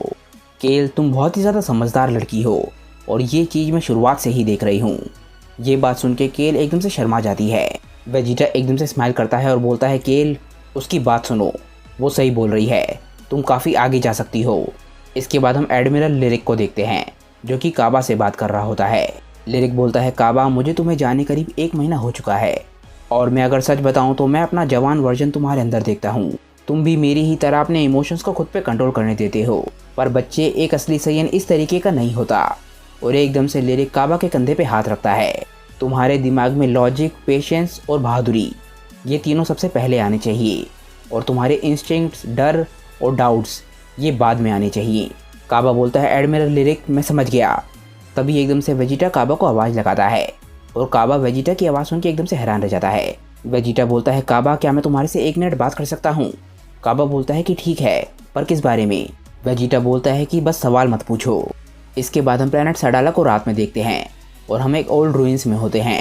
हम देखते हैं कि काबा कलिफ्ला को लेकर यहाँ पर आया होता है और कलिफ्ला बोलती है कि आखिर हम यहाँ पर क्या कर रहे हैं? काबा बोलता है, मुझे नहीं पता, वेजिटा ने मुझे तुम्हें यहाँ पर लाने के लिए कहा था। हम देखते हैं कि केल और ब्रोली भी यहाँ पर होते हैं। तभी हम देखते हैं कि वेजिटा सबसे आकर मिलता है और वेजिटा बोलता है कि ये बस छोटी सी एक बात है, आज तुम लोगों को पता ही है कि मैं तुम सबके ग्रुप्स में आया था। तुम लोगों के एडमिरल्स तुम्हें काफ़ी अच्छा सिखा रहे हैं और ये एक बहुत ही अच्छी बात है, पर जहाँ तक बात आती है कि तुम इन सैयन्स के साथ ट्रेन कर सकते हो या नहीं, तुम इन सैयन्स से पहले ही बहुत ज़्यादा आगे हो। इसीलिए हम लोग यहाँ पर रात को रोज़ मिलेंगे ताकि हम लोग एक दूसरे का सामना कर सकें। तुम लोग सभी अपनी बेस्ट फॉर्म्स का इस्तेमाल करो। हम देखते हैं कि वेजिटा एकदम से अपनी सुपर सैयन ब्लू की फॉर्म में चला जाता है। कलिफ्ला एकदम से ये बात सुन के पावर अप करती है और सीधा सुपर सैयन 2 में चली जाती है। वो बोलती है कि मुझे इसी का तो इंतज़ार था। काबा भी ये बात सुन के काफ़ी ज़्यादा खुश होता है और बोलता है कि बिल्कुल बढ़िया। केल भी एकदम से पावर अप करती है और सीधा लेजेंडरी सुपर सैयन की फॉर्म में चली जाती है। वो अपनी कंट्रोल फॉर्म में होती है। ब्रोली केल को बहुत ही हैरानी से देखता है क्योंकि दोनों की ताकत काफ़ी एक जैसी है, पर केल अपने आप को कंट्रोल कर सकती है। वेजिटा बोलता है, ब्रोली तुम भी अपनी उस फॉर्म का इस्तेमाल करो जो हमारी पिछली फाइट के दौरान तुमने इस्तेमाल करी थी। उससे कोई फ़र्क नहीं पड़ता कि तुम अपने कंट्रोल से कितने बाहर चले जाते हो। ब्रोली बोलता है कि हमारी फ़ाइट के बाद मैंने उस फॉर्म का इस्तेमाल कभी भी नहीं किया है और उस फाइट के दौरान की यादें भी मेरे दिमाग में काफ़ी ज़्यादा धुंधली हैं। वेजिटा बोलता है, अच्छा मैं समझ गया। वो बोलता है, केल तुम उसे सिखाओगी कि ये कैसे करते हैं? केल बोलती है कि ठीक है। वेजिटा बोलता है, बहुत बढ़िया। तब तक ब्रोली तुम अपनी सुपर सैयन फॉर्म का इस्तेमाल कर सकते हो, तब तक वो भी काफ़ी रहेगी। काबा, केल और कलिफ्ला तीनों अपनी सुपर सैयन 2 की फॉर्म में होते हैं और तीनों लड़ने के लिए तैयार होते हैं। वेजिटा सभी सैयन से बोलता है कि क्या तुम लोग तैयार हो? और तभी हम देखते हैं कि ब्रोली पावर अप करना शुरू करता है ब्रोली को देखकर ऐसा लग रहा होता है कि उसने अपने इंस्टिंक्ट्स को आज़ाद छोड़ दिया है और एकदम से हम देखते हैं कि उसके अंदर की ताकत जागने लग जाती है। ये ब्रोली की लेजेंडरी ताकत है और इसे देख के पता चलता है कि शायद ब्रोली ने अपना कंट्रोल खो दिया है। ब्रोली एकदम से पावर अप करने लग जाता है और अपनी सुपर सैयन की फॉर्म में चला जाता है। ये ब्रोली की लेजेंडरी सुपर सैयन फॉर्म ही होती है, पर तभी हम देखते हैं कि ब्रोली इसे कंट्रोल करने की पूरी कोशिश कर रहा होता है ताकि वो इसे नॉर्मल सुपर सैयन की फॉर्म बना सके, जिस तरीके से केल इसका इस्तेमाल कर रही है। और सुबह हम देखते हैं कि वेजिटा खड़ा हुआ है और आसमान की तरफ देख रहा है। हम देखते हैं कि उसके कपड़े फटे हुए हैं, जिसका मतलब यह है कि रात में जो ट्रेनिंग हुई वो काफ़ी ज़्यादा इंटेंस थी। इसके बाद हम कलीफला, केल और काबा को देखते हैं। वो तीनों ही बेहोश ज़मीन पर पड़े हुए होते हैं। और इसके बाद हम ब्रोली को देखते हैं। हम देखते हैं कि ब्रोली भी खड़ा हुआ है और वो बहुत ज़्यादा इंटेंस लग रहा है। उसे देख के पता चल रहा है कि उसकी रात की ट्रेनिंग काफ़ी ज़्यादा सक्सेसफुल रही। और इसके बाद हम काबा को देखते हैं। काबा के चेहरे पर एक स्माइल होती है, जिससे ये पता चलता है कि रात को जो ट्रेनिंग हुई वो उससे काफ़ी ज़्यादा खुश है। कलीफला को भी होश आने लग जाता है और वो काफ़ी ज़्यादा थकी हुई लग रही होती है। और इसके बाद हम केल को देखते हैं। केल के चेहरे का एक्सप्रेशन काफ़ी ज़्यादा इमोशनलेस होता है, जिसका मतलब ये है कि ये ट्रेनिंग शायद उसके लिए उतनी ज़्यादा फ़ायदेमंद नहीं रही, या फिर शायद इस ट्रेनिंग के दौरान वो अपनी पूरी ताकत का इस्तेमाल नहीं कर पाई। इसके बाद हम देखते हैं कि कलीफला खड़ी होती है। वो बोलते हैं कि इस बात में अब कोई भी डाउट नहीं है, ब्रोली तुम्हारा पोटेंशियल केल के लेवल का है। और उसके बाद हम केल को देखते हैं। केल भी खड़ी हो रही होती है और उसके शरीर में दर्द हो रहा होता है। कलीफला की बात को सुन के ब्रोली के चेहरे पर एक स्माइल आ जाती है। और इसके बाद हम फाइनली वेजिटा के चेहरे को देखते हैं। वेजिटा के चेहरे पर एक बहुत ज़्यादा प्राउड स्माइल होती है। वेजिटा बोलता है कि ब्रोली ने एक ऐसी ताकत को पा लिया है जो मैं कभी अपने सपने में भी नहीं सोच सकता था। उसकी ताकत एक बिल्कुल ही अलग लेवल पे पहुंच गई है। ये ताकत उस ताकत से बिल्कुल अलग है जो मैंने और कैकारोट ने धरती पर ब्रोली से फाइट के दौरान देखी थी। इसके बाद वेजिटा बोलता है केल, तुमने भी मुझे कल रात बहुत ज़्यादा इंप्रेस किया। मुझे पूरा विश्वास है कि तुम ब्रोली के लिए एक बहुत ही ज़्यादा अच्छी टीचर साबित होगी। इसके बाद वेजिटा के चेहरे के एक्सप्रेशन बदल जाते हैं और वो बोलता है कलीफला, तुमने भी कल रात एक नई ताकत को पाया है। इस नई ताकत का सही तरीके से इस्तेमाल करने के लिए तुम्हें और ज़्यादा मेहनत करने की ज़रूरत है। खुद को और ज़्यादा ट्रेन करो ताकि तुम इस नई फॉर्म को सही तरीके से इस्तेमाल कर सको और इस फॉर्म को और भी ज़्यादा आसानी से पा सको। कलीफला के चेहरे पे हल्का सा डिसअपॉइंटमेंट आता है। वो बोलती है कि मैं जानती हूँ कि तुम मेरी बड़ाई कभी भी नहीं करोगे। ये बात सुन के वेजिटा को बहुत ज़्यादा गुस्सा आने लग जाता है। वेजिटा बोलता है कि ऐसा मत सोचो कि मैं तुम्हारी बड़ाई नहीं कर रहा हूँ। अब तक काबा भी खड़ा हो चुका होता है और वो जानता है कि वेजिटा कलीफला को ज़्यादा पसंद नहीं करता। वेजिटा की बात पे कलीफला बोलती है कि ठीक है, हमें वैसे भी वापस चलना चाहिए, अब दिन निकल चुका है। इसके कुछ देर बाद हम देखते हैं कि काबा समेत सभी सैयन ट्रेनिंग ग्राउंड तक पहुंच चुके होते हैं और हम देखते हैं कि वहां पर काफ़ी सारे सैयन खड़े हैं और एक सैयन है जो कि अपनी नई ताकत दिखा रहा है। काबा अपने एडमिरल के पास जाता है और बोलता है कि आप लोगों ने इतनी जल्दी ट्रेनिंग कैसे शुरू कर दी। एडमिरल रूबा बोलता है कि कोई भी घर जाना ही नहीं चाहता था, इसलिए हम लोगों ने पूरी रात प्रैक्टिस करी।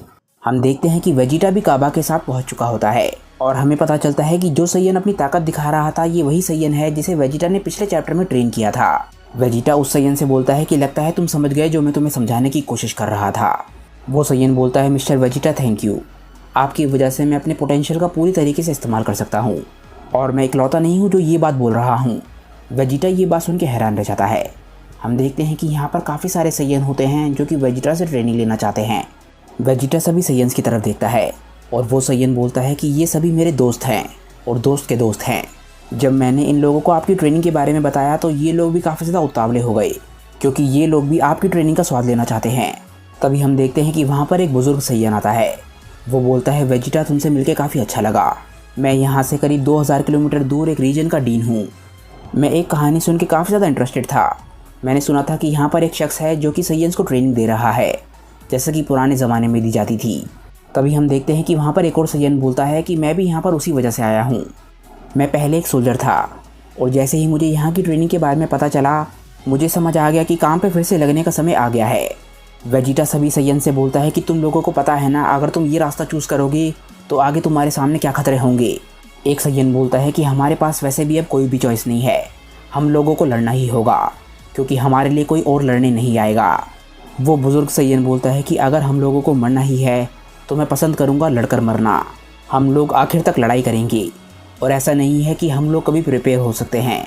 ये एक ऐसी लड़ाई है जो हमारे लिए बहुत ज़्यादा खतरनाक हो सकती है। वेजिटा ये बात सुन के बहुत ज़्यादा खुश हो जाता है और बोलता है कि बहुत बढ़िया, मुझे पता था कि आज नहीं तो कल तुम लोगों को मेरी बात समझ ज़रूर आएगी। वेजिटा के चेहरे पर एक बहुत ज़्यादा प्राउडफुल स्माइल होती है क्योंकि आखिरकार वो अपने साथी साइयंस की भलाई के लिए कुछ कर पा रहा है। वेजिटा अपने मन में बोलता है काकारोट, शायद अब छोटी सी उम्मीद जग गई है कि हम इस लड़ाई को जीत सकते हैं। इसके बाद हम तीनों एडमिरल्स को देखते हैं। वो भी वेजिटा की तरफ देख के स्माइल करते हैं, जिसका मतलब यह है कि वो लोग भी अब वेजिटा की बातों और तरीक़ों को समझने लग गए हैं। इसके बाद हम प्लैनेट सडाला पर एक दूसरी तरफ आते हैं और वहाँ पर हम एक घर को देखते हैं। इस घर के अंदर बुल्मा होती है। बुल्मा एक सय्यन फीमेल से बात कर रही होती है। वो बोलती है कि हमें मिले हुए ज़्यादा लंबा समय नहीं हुआ और मैं अपने बच्चों के बारे में तुम्हें काफ़ी कुछ बता चुकी हूँ, तो तुम भी तो मुझे अपने बच्चों के बारे में थोड़ा बहुत बताओ। वो सय्यन फीमेल बोलती है कि वैसे तो तुम्हें ऑलमोस्ट सब कुछ पता ही है। मेरे एक बेटे पेपिनो की उम्र तुम्हारे बेटे ट्रंक्स जितनी है, मेरा मतलब प्रेजेंट ट्रंक्स जितनी। बुल्मा ये बात सुन के हंसने लग जाती है और बोलती है मैं जानती हूँ कि ये विश्वास करना काफ़ी ज़्यादा मुश्किल है कि मेरा बेटा फ्यूचर से वापस आया था। वो सय्यन फीमेल बोलती है कि नहीं, जो तुम बोल रही हो उस पर मुझे पूरा विश्वास है, आखिर तुम मेरी दोस्त हो। इसके बाद हमें उस फीमेल सय्यन का नाम पता चलता है और उसका नाम होता है रपीना। बुल्मा बोलती है रपीना, मुझे एक बात बताओ, क्या तुम्हारा हस्बैंड मेरे हस्बैंड के साथ ट्रेन करेगा? मैं करीब तुम्हें 1 हफ्ते से जानती हूँ, पर अब तक मैंने तुम्हारे हस्बैंड को नहीं देखा। रपीना ये बात सुन के हंसने लग जाती है। वो बोलती है मेरा हस्बैंड, वो भी फाइट करेगा, ये मुझे देख के काफ़ी अच्छा लगेगा। बुल्मा को ये बात सुन के काफ़ी अजीब लगता है। वो बोलती है एक सय्यन फाइट नहीं करेगा तो क्या करेगा? ऐसा सय्यन जो कि फाइट नहीं करता, इसके बारे में तो मैं पहली बार ही सुन रही हूँ। रपीना बोलती है कि यही तो, मेरा हस्बैंड सय्यन नहीं है, वो एक टफल है।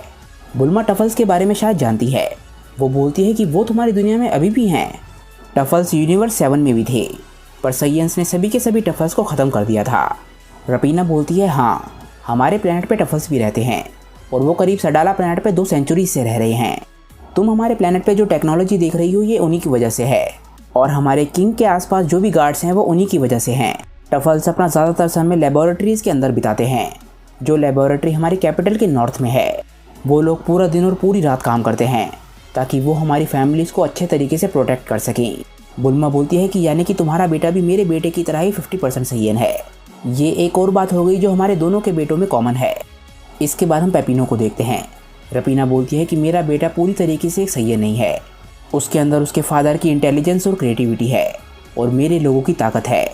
वो सच में एक बहुत ज़्यादा ब्रिलियंट चाइल्ड है, और ये मैं सिर्फ इसलिए नहीं बोल रही कि वो मेरा बेटा है।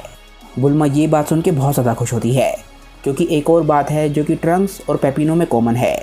ट्रंक्स भी बहुत ज़्यादा ब्रिलियंट है। बुल्मा बोलती है कि मुझे उम्मीद है कि मैं तुम्हारे बेटे और तुम्हारे हस्बैंड दोनों से मिल पाऊंगी।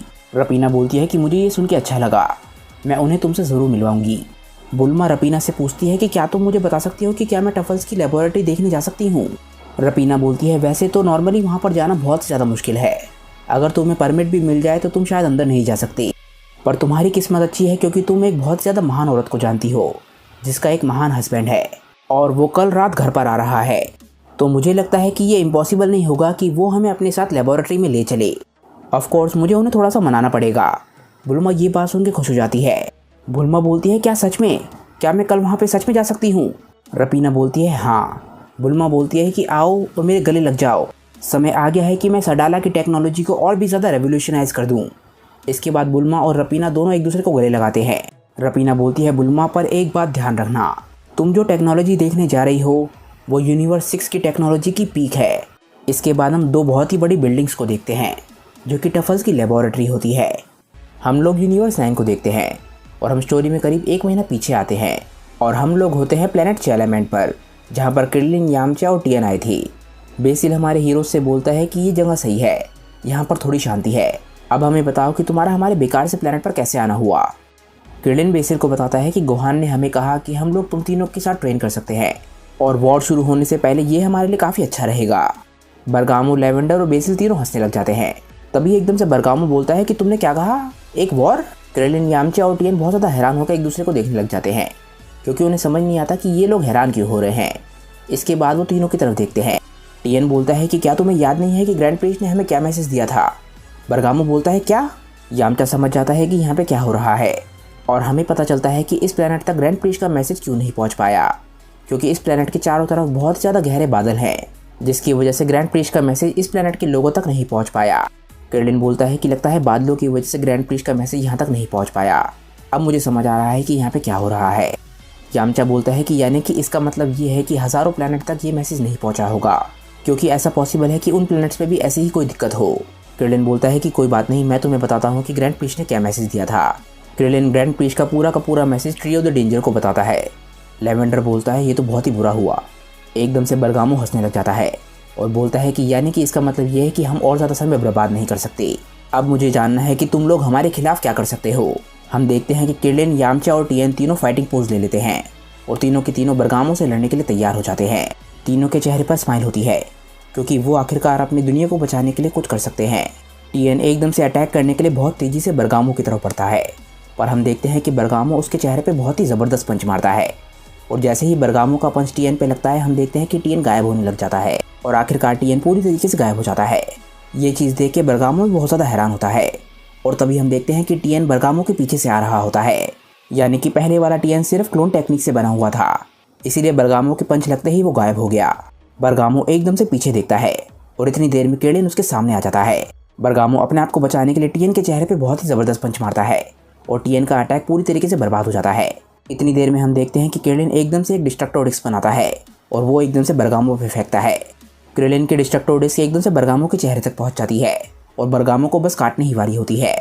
तभी हम देखते हैं कि बरगामो एकदम से अपनी पूंछ को ज़मीन पर मारता है और अपने आप को एकदम से हवा में उछाल लेता है, जिसकी वजह से क्रिलिन का अटैक पूरी तरीके से बेकार हो जाता है और डिस्ट्रक्टर डिस्क का अटैक टीएन की तरफ बढ़ने लग जाता है और बरगामो का अब नेक्स्ट टारगेट क्रिलिन है।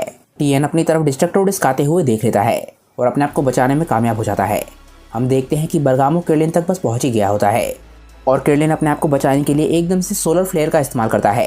क्रिलिन के इस अटैक से बरगामो अपने आप को नहीं बचा पाता और बहुत ज़ोर की रोशनी उसकी आंखों पे लगती है, जिसकी वजह से वो कुछ देर के लिए अंधा हो जाता है और एकदम से अपनी आंखों को बचाने के लिए वो अपनी आंखों को ढक लेता है। और अब हम देखते हैं यामचा को। यामचा अटैक करने के लिए बरगामो की तरफ बढ़ता है और उसके पोज को देख के समझ आ रहा होता है कि वो किस अटैक का इस्तेमाल करने वाला है।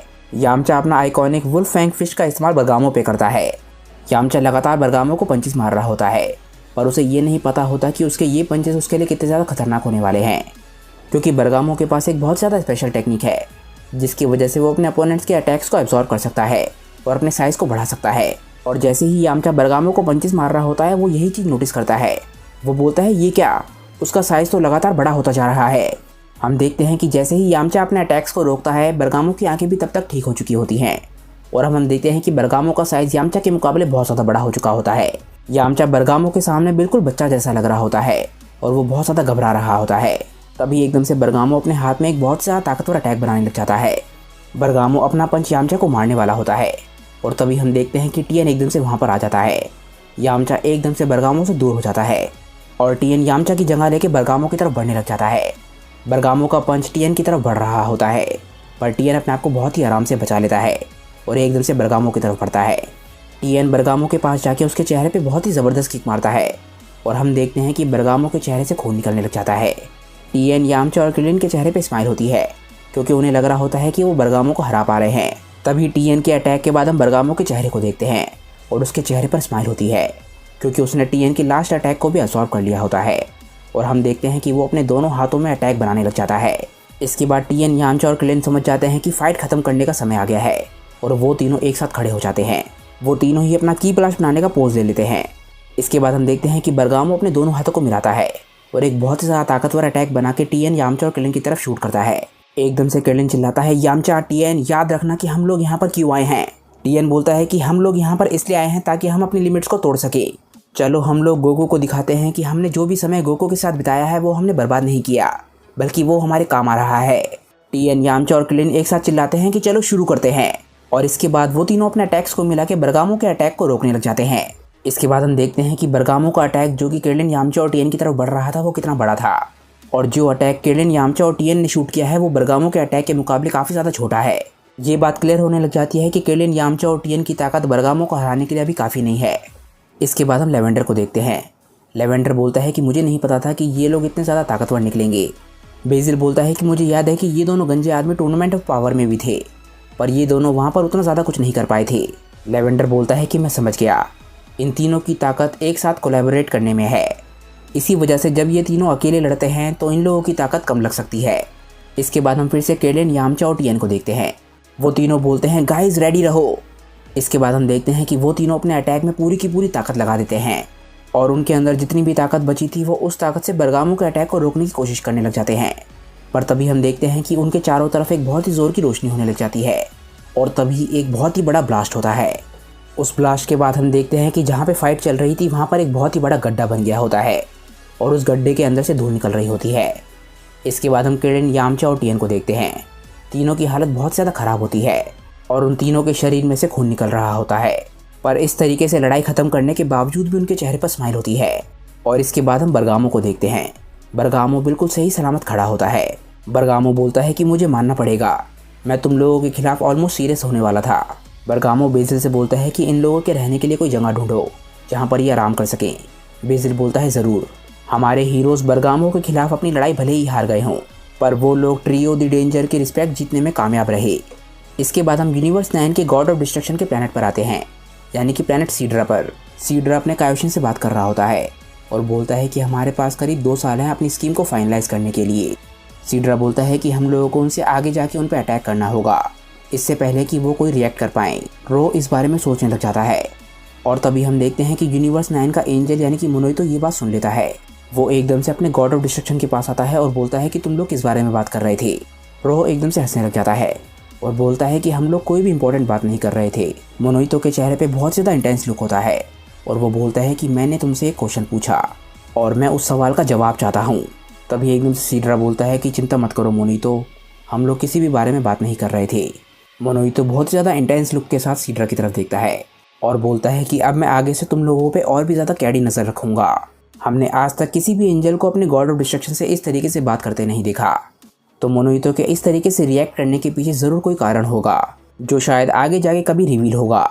रो के चेहरे पे एकदम से स्माइल आ जाती है और वो बोलता है कि मिस्टर मोनोइतो, जो आप सोच रहे हैं ये ठीक उसका उल्टा है।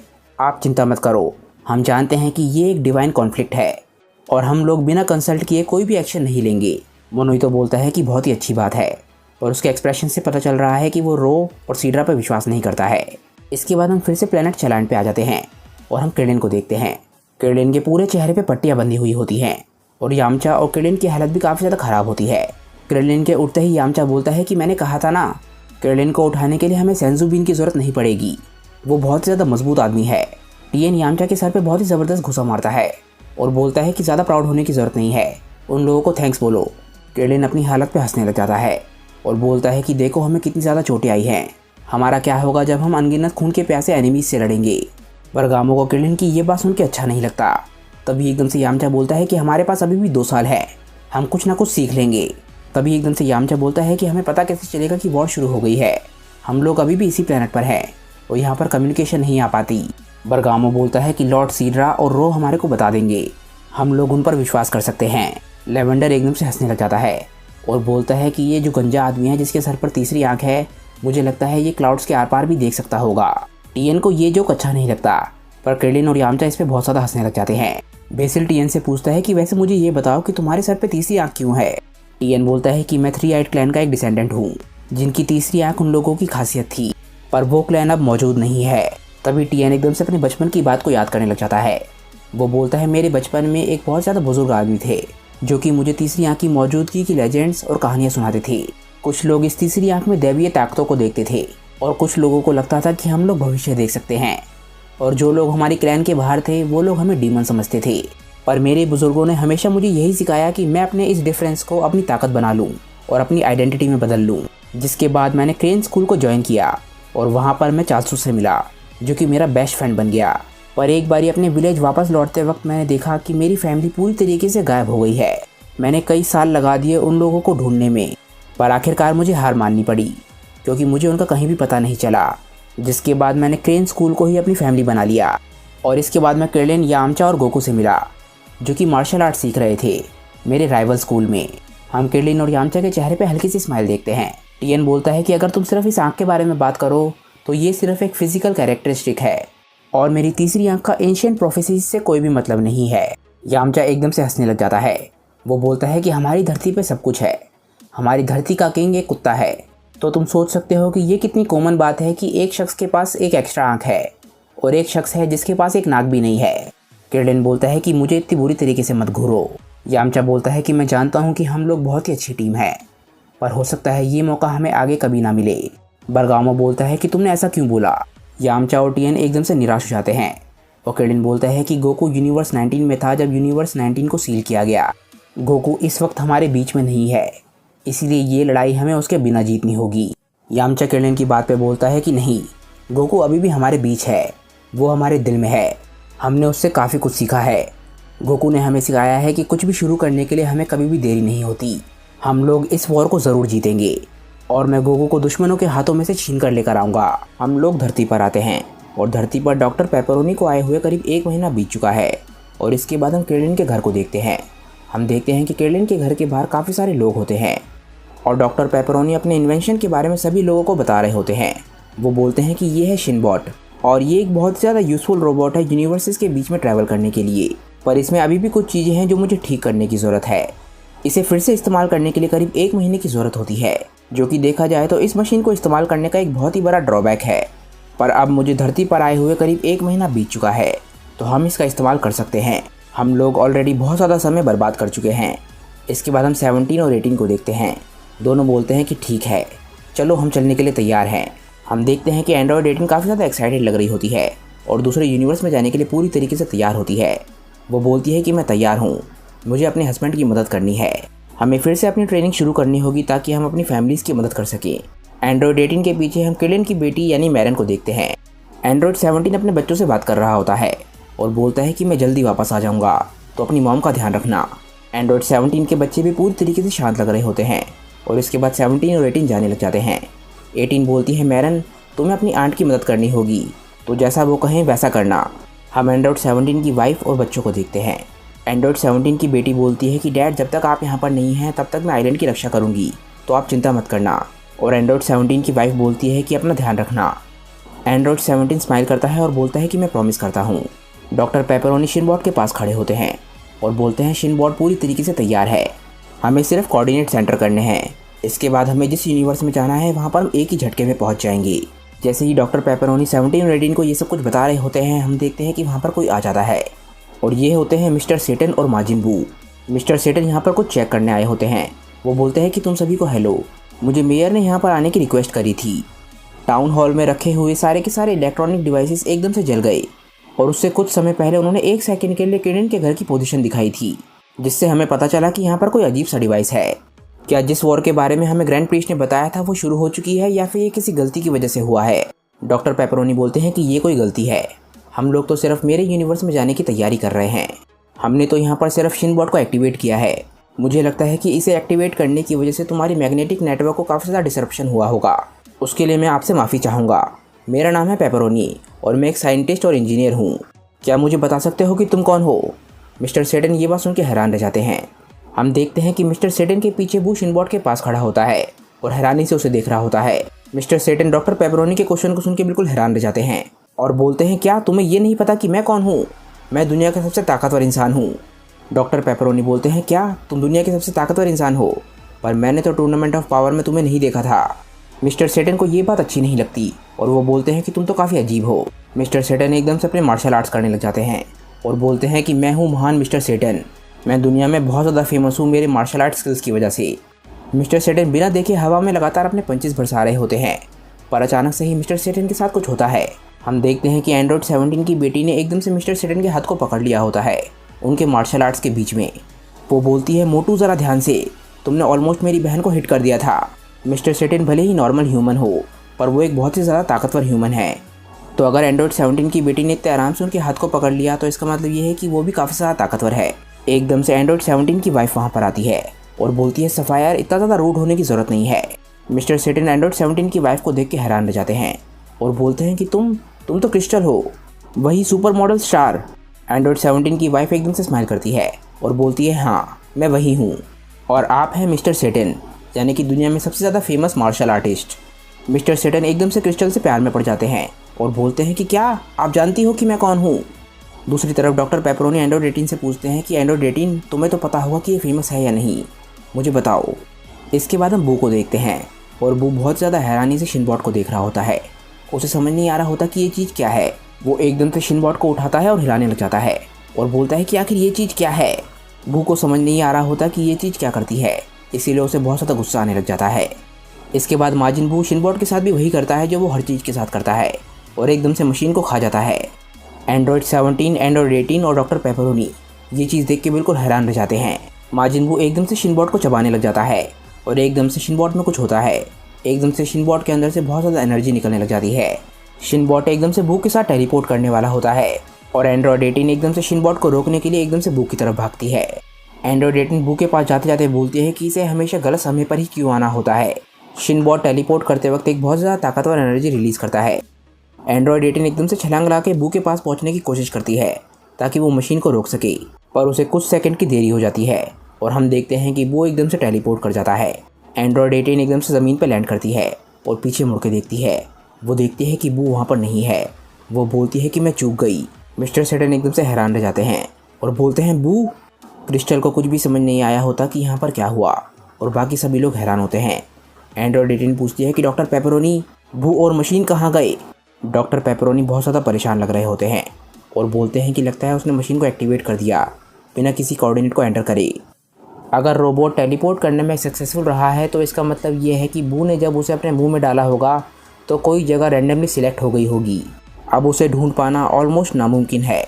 18 ये बात सुन के हैरान रह जाती है और बोलती है कि तुमने कोई ना कोई जगह तो पहले सिलेक्ट करी हुई थी ना। डॉक्टर पेपरोनी बोलता है हाँ, मैंने यूनिवर्स 7 को सिलेक्ट किया हुआ था, पर अगर शिनबॉट यहाँ से चला गया है तो इसका मतलब ये है कि उसके अंदर कोई और कोऑर्डिनेट सेंटर हो गए हैं, जैसा कि मैंने तुम्हें अभी बताया। एंड्रॉयड 17 काफ़ी ज़्यादा निराश लग रहा होता है और बोलता है कि मुझे पता था कि इन सब का कोई भी फ़ायदा नहीं होगा। मिस्टर सेटन बहुत ज़्यादा हैरान लग रहे होते हैं और बोलते हैं कि मुझे कुछ भी समझ नहीं आ रहा। तुम्हारा ये मैजिक या जो कुछ भी है ये काफ़ी ज़्यादा अच्छा है पेपरोनी, पर मुझे ये बताओ कि बू कहाँ गया। और इसके बाद हम आखिरकार बू को देखते हैं। हमें पता चलता है कि बू कहाँ पहुँच गया है। बू अचानक से ही डीमन रैल में पहुँच चुका होता है। हम देखते हैं कि बू के चारों तरफ काफ़ी सारे डीमंस होते हैं जो कि बू को देख के काफ़ी ज़्यादा हैरान होते हैं। और इसके बाद हम शिनबॉट को देखते हैं। शिनबॉट के अंदर से धुआं निकल रहा होता है, जिसका मतलब ये है कि ये मशीन ख़राब हो चुकी है। यानी कि अगर बू को पता भी होता कि वो 1 महीने बाद यहाँ से जा सकता है तो मशीन ख़राब होने की वजह से वो यहाँ से अब नहीं जा सकता। इसके बाद हम यूनिवर्स 11 में आते हैं, जहाँ पर पिछली बारी हमने देखा था कि गोहान बचकर भाग रहा है। हम देखते हैं कि मीटिंग में जो लोग थे वो अब गोहान तक पहुँच चुके हैं और गोहान देख के थोड़ा सा परेशान हो रहा होता है। गोहान के पीछे जो आदमी होता है वो बोलता है कि तुम यहाँ से भागकर नहीं जा पाओगी, तो वो बोतल नीचे रख दो और अपने हाथ ऊपर कर लो। इसके बाद गोहान एकदम से अपने आप को शांत करने के लिए आंखें बंद करता है और आंखें खोल के चारों तरफ देखता है। एकदम से गोहान वायरस को हवा में उछाल देता है और इसके बाद वो अपना चश्मा उतारता है। वो बोलता है कि मैं किसी को चोट नहीं पहुंचाना चाहता था, पर अब मेरे पास कोई भी चॉइस नहीं रह गई है। सभी लोग गोहान को हैरानी में देखने लग जाते हैं क्योंकि उन्हें नहीं पता होता कि गोहान कितना ज़्यादा ताकतवर है। एकदम से सिक्योरिटी गार्ड गोहान पे काफ़ी सारी बुलेट शूट कर देता है और गोहान अपनी आंखें बंद करके सारी की सारी बुलेट्स को एकदम से पकड़ लेता है। जैसे ही गोहान अपनी आंखें खोल के हिलता है, हम देखते हैं कि सिक्योरिटी गार्ड एकदम से गिर जाते हैं। गोहान के अंदर से बहुत ही ज़बरदस्त ऑरा निकल रहा होता है। इसके बाद गोहान ने जो सारी बुलेट्स पकड़ी थी वो एकदम से वो ज़मीन पर फेंक देता है। एक शख्स बोलता है कि यहाँ पे चल क्या रहा है और गोहान उसके मुंह पे बहुत ही ज़बरदस्त किक मारता है और इसके बाद गोहान दूसरे शख्स की तरफ बढ़ता है और एक ही किक में उसे भी हरा देता है। इसके बाद गोहान एकदम से उस वायरस की तरफ भागता है ताकि वो वायरस ज़मीन पे ना गिर पाए। गोहान ने ये सब कुछ इतनी स्पीड से किया होता है कि जो बुलेट्स उसने हवा में छोड़ी थी वो अभी तक ज़मीन पे भी नहीं गिरी होती। दूसरी तरफ हम जिरेन और डिस्पो को देखते हैं। जिरेन बोलता है डिस्पो जल्दी करो। वो लोग बिल्डिंग की तरफ बढ़ रहे होते हैं ताकि वो गोहान की मदद कर सकें। उन्होंने गोहान से कॉन्टैक्ट करने की कोशिश करी थी पर गोहान ने उन्हें कोई भी जवाब नहीं दिया। जिरेन बोलता है डिस्पो जल्दी करो, हम उसी बिल्डिंग से अंदर जाएंगे जिससे गोहान गया था। हम देखते हैं कि जिरेन एकदम से बिल्डिंग का शीशा तोड़ के अंदर घुस आता है और इसके बाद वो दोनों बिल्डिंग के अंदर जाके गोहान को ढूंढने लग जाते हैं। वो दोनों देख के हैरान होते हैं कि गोहान बिल्कुल सही सलामत है। जिरेन बोलता है गोहान, हमने तुमसे कांटेक्ट करने की कोशिश करी थी, तुमने जवाब क्यों नहीं दिया। गोहान हंसता है और बोलता है कि मुझे माफ़ करना, पर मैं यहाँ पे थोड़ा सा बिजी था। डिस्पो बोलता है गोहान मुझे एक बात बताओ, तुम बिल्डिंग के नीचे क्यों आए। गोहान बोलता है कि इससे तुम्हारा क्या मतलब। डिस्पो बोलता है कि जिस विंडो का इस्तेमाल करके तुम बिल्डिंग के अंदर आए थे उसी का इस्तेमाल तुम बाहर आने के लिए भी कर सकते थे। गोहान बोलता है कि हाँ, इस बारे में तो मैंने सोचा ही नहीं। जिरेन और डिस्पो बिल्कुल हैरान रह जाते हैं, पर इसके बाद जिरेन बोलता है कि चलो कोई बात नहीं, एटलीस्ट एंड में सब कुछ ठीक हो गया और ये मिशन पूरा हो गया है। इसके बाद हम देखते हैं कि प्राइड ट्रूपर्स का लीडर एकदम से वहाँ पर आ जाता है। वो बोलता है कि नौजवान, तुमने अपना काम पूरा कर दिया है। जिरेन और डिस्पो दोनों ने ही तुम्हारी काफ़ी बड़ाई करी है कि तुम कितने बहादुर हो। वैसे सच कहूँ तो तुमने अपनी ताकत को ऑलरेडी टूर्नामेंट ऑफ पावर में साबित कर दिया था, पर अब तुम मासूमों की रक्षा करके हमारे एक्सपेक्टेशन पे खरे उतरे हो। अगर मैं कम शब्दों में कहूँ तो इसका मतलब यह है कि अब तुम हमारे लोगों में से एक हो। आज से बल्कि अभी से तुम प्राइड ट्रूपर्स के मेंबर हो। गोहान ये बात सुन के काफ़ी ज़्यादा खुश होता है। इसके बाद हम देखते हैं कि सभी लोग पार्टी कर रहे होते हैं और डिनर को एंजॉय कर रहे होते हैं। सभी लोग गोहान को कॉन्ग्रेचुलेशंस बोल रहे होते हैं। इसके बाद डिस्पो बोलता है, गोहान हमें अपने और अपनी फैमिली के बारे में कुछ बताओ। वैसे हम तुम्हारे फादर को तो जानते हैं और उसके आगे हमें कुछ भी नहीं पता। गोहान बोलता है कि मेरा एक छोटा भाई है जो कि अब 16 साल का हो चुका है और मेरी मॉम है जिनका नाम चीची है। वो एक बहुत ही कमाल की मदर हैं। वो हमेशा से सिर्फ यही देखना चाहती हैं कि मैं और मेरा भाई हम दोनों सक्सेसफुल बने और मैं उनसे बहुत ज़्यादा प्यार करता हूँ। और फाइनली मैं शादीशुदा हूँ। मेरी वाइफ का नाम विडेल है और बेटी का नाम पेन है। डिस्पो ये बात सुन के काफ़ी ज़्यादा चौंकता है और बोलता है कि क्या तुम्हारी एक बेटी भी है? कॉन्ग्रेचुलेशंस। मुझे लगता है कि वो काफ़ी ज़्यादा क्यूट होगी। क्या तुम्हारे पास कोई पिक्चर है? इसके बाद गोहान अपनी वाइफ और बेटी की पिक्चर दिखाता है। डिस्पो बोलता है, वाह तुम सभी तो बहुत ज़्यादा प्यारे लग रहे हो। चलो मैं तुम्हें अपनी फैमिली की फ़ोटो दिखाता हूँ। गोहान के चेहरे पे एकदम से स्माइल आ जाती है और बोलता है, क्या तुम भी एक डैड हो? डिस्पो अपनी जेब से एक फ़ोटो निकालता है और बोलता है, हाँ ये देखो। हम देखते हैं कि डिस्पो के एक नहीं काफ़ी सारे बच्चे हैं।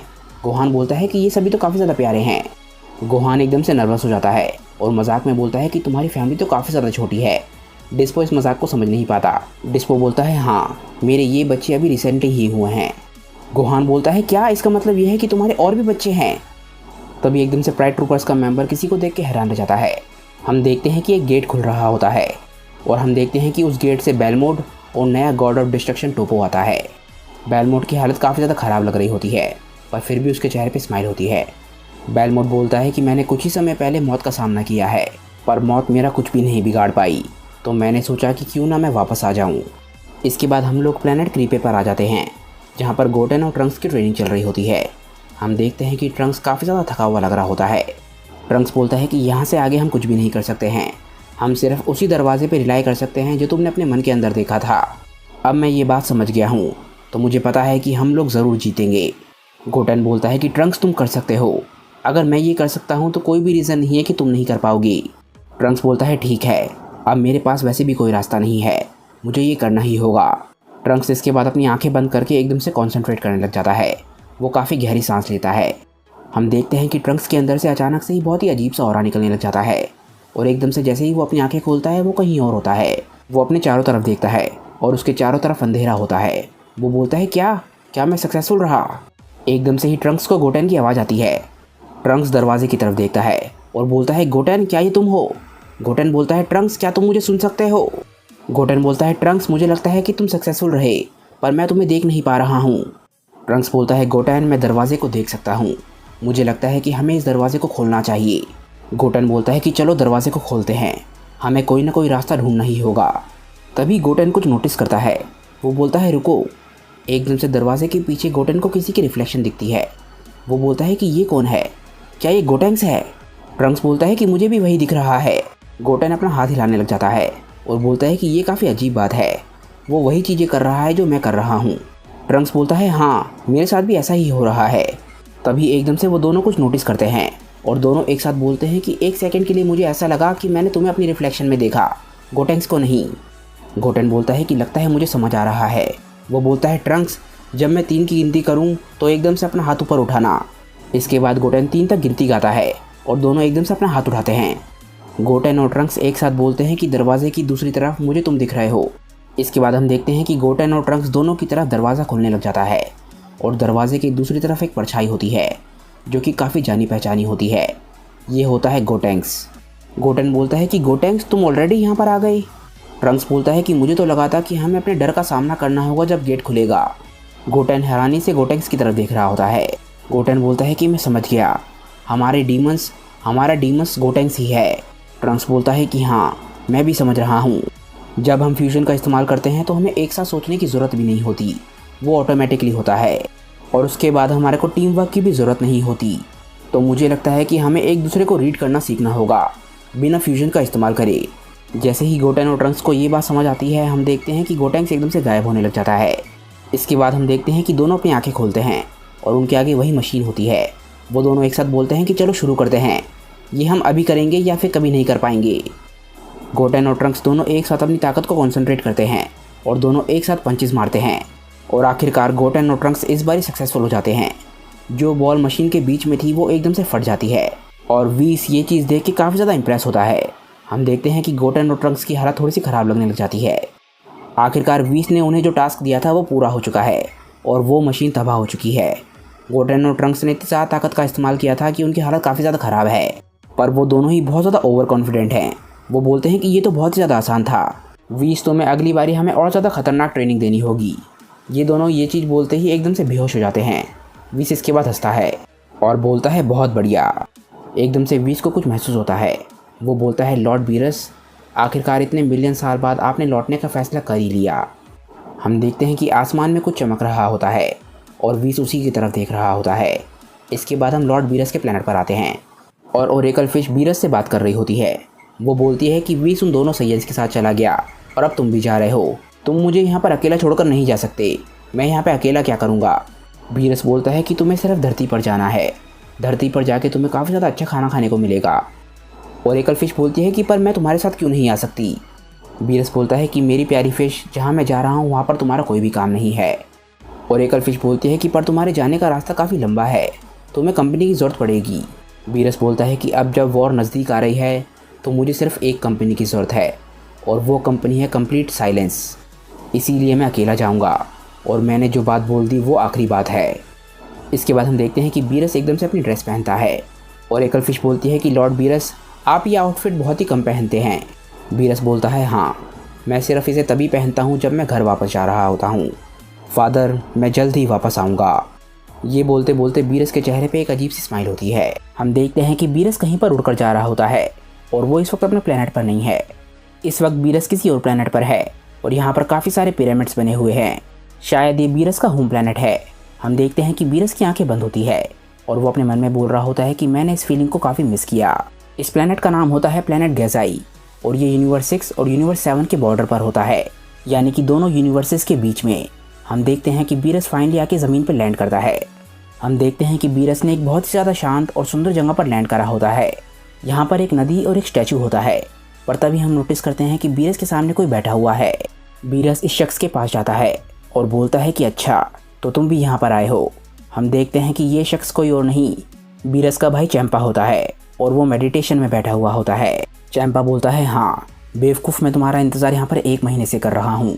हम देखते हैं कि बीरस भी चैंपा के साथ बैठ जाता है और उन दोनों के सामने एक ताबूत रखा होता है जिनमें मम्मीज़ को प्रिजर्व करके रखा जाता है। बीरस के चेहरे पर एक बहुत ज़्यादा काम स्माइल होती है। वो बोलता है फादर, मैं यहाँ पे करीब 1000 साल बाद आ रहा हूँ। इस ताबूत के अंदर शायद बीरस और चैंपा के फादर को रखा गया है। चैंपा बोलता है बीरस, ये सब कुछ जो हो रहा है उससे मेरा सर दर्द होने लग गया है। तुम्हें क्या लगता है अगर फादर यहाँ पर होते तो कैसे रिएक्ट करते। चैंपा बीरस की तरफ देखता है और बीरस स्माइल करता है। बीरस बोलता है कि एक बात का तो मुझे पूरा विश्वास है कि वो इस सिचुएशन को तुमसे अच्छे तरीके से हैंडल करते। ये सुन के चैंपा के चेहरे पे भी स्माइल आ जाती है। वो बोलता है कि अच्छा, लगता है तुम अपने बारे में बात कर रहे हो। इसके बाद हम उस ताबूत के आगे रखे हुए पत्थर को देखते हैं जिसके ऊपर पेरे लिखा होता है, जिसका मतलब फ्रेंच में फादर है। इसके बाद हम प्लेनेट क्रीपे पर आते हैं जहाँ पर गोटेन और ट्रंक्स की ट्रेनिंग चल रही थी। गोटेन की नींद अभी अभी खुली होती है। गोटेन बोलता है वीस, क्या हम दोनों ने कर दिया। ट्रंक्स बोलता है कि लगता है तुम्हारे को काफ़ी अच्छी नींद आई। हम देखते हैं कि वीस काफ़ी ज़्यादा सीरियस लग रहा होता है। वो बोलता है कि अब तुम दोनों अपनी ट्रेनिंग के दूसरे स्टेज में एंटर करने वाले हो, जिसका मतलब यह है कि अब समय आ गया है कि तुम लोग अपने गॉडली पोटेंशियल को अनलॉक करो। ये स्टेज बहुत ही ज़्यादा इंपॉर्टेंट है स्टेज 3 की तैयारी के लिए। गोटेन और ट्रंक्स ये बात सुन के हैरान रह जाते हैं। वो बोलते हैं क्या, गॉडली की।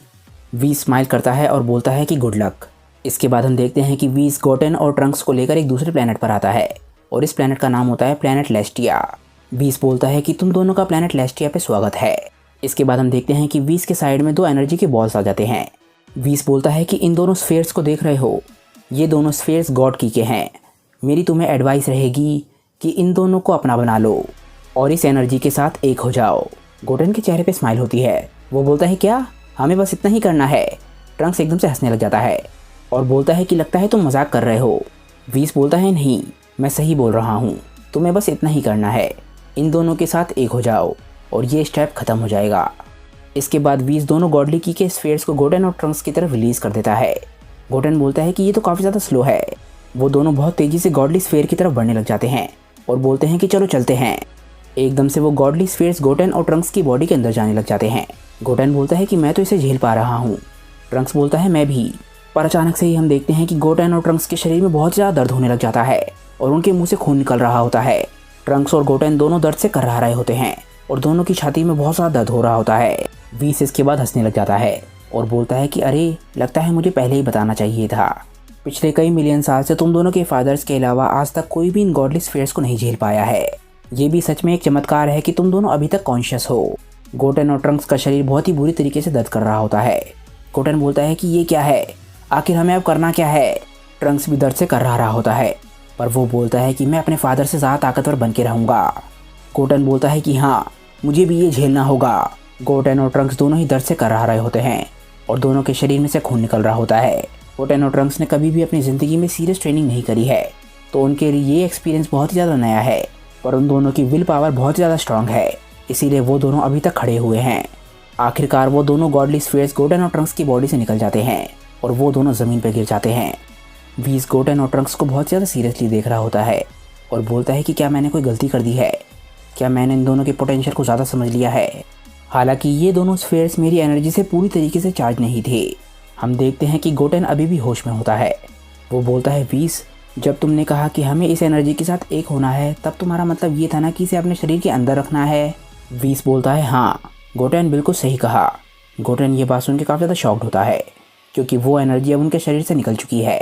हम देखते हैं कि ट्रंक्स बहुत ज़्यादा गुस्से में होता है क्योंकि अब उसे पता चल चुका है कि उसके फादर ने किस तरीके की ट्रेनिंग का सामना किया है।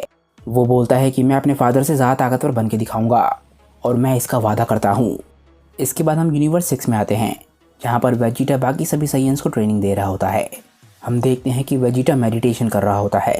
दूसरी तरफ हम केल और ब्रोली को देखते हैं।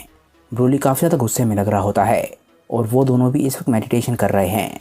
सभी साइंस इस वक्त अपनी लिमिट और पोटेंशियल को टेस्ट कर रहे हैं और अपने लिमिट्स को तोड़ने की कोशिश कर रहे हैं और केल ब्रोली की मदद कर रही है ताकि वो मेडिटेशन के जरिए अपनी ताकत पर कंट्रोल ला सके।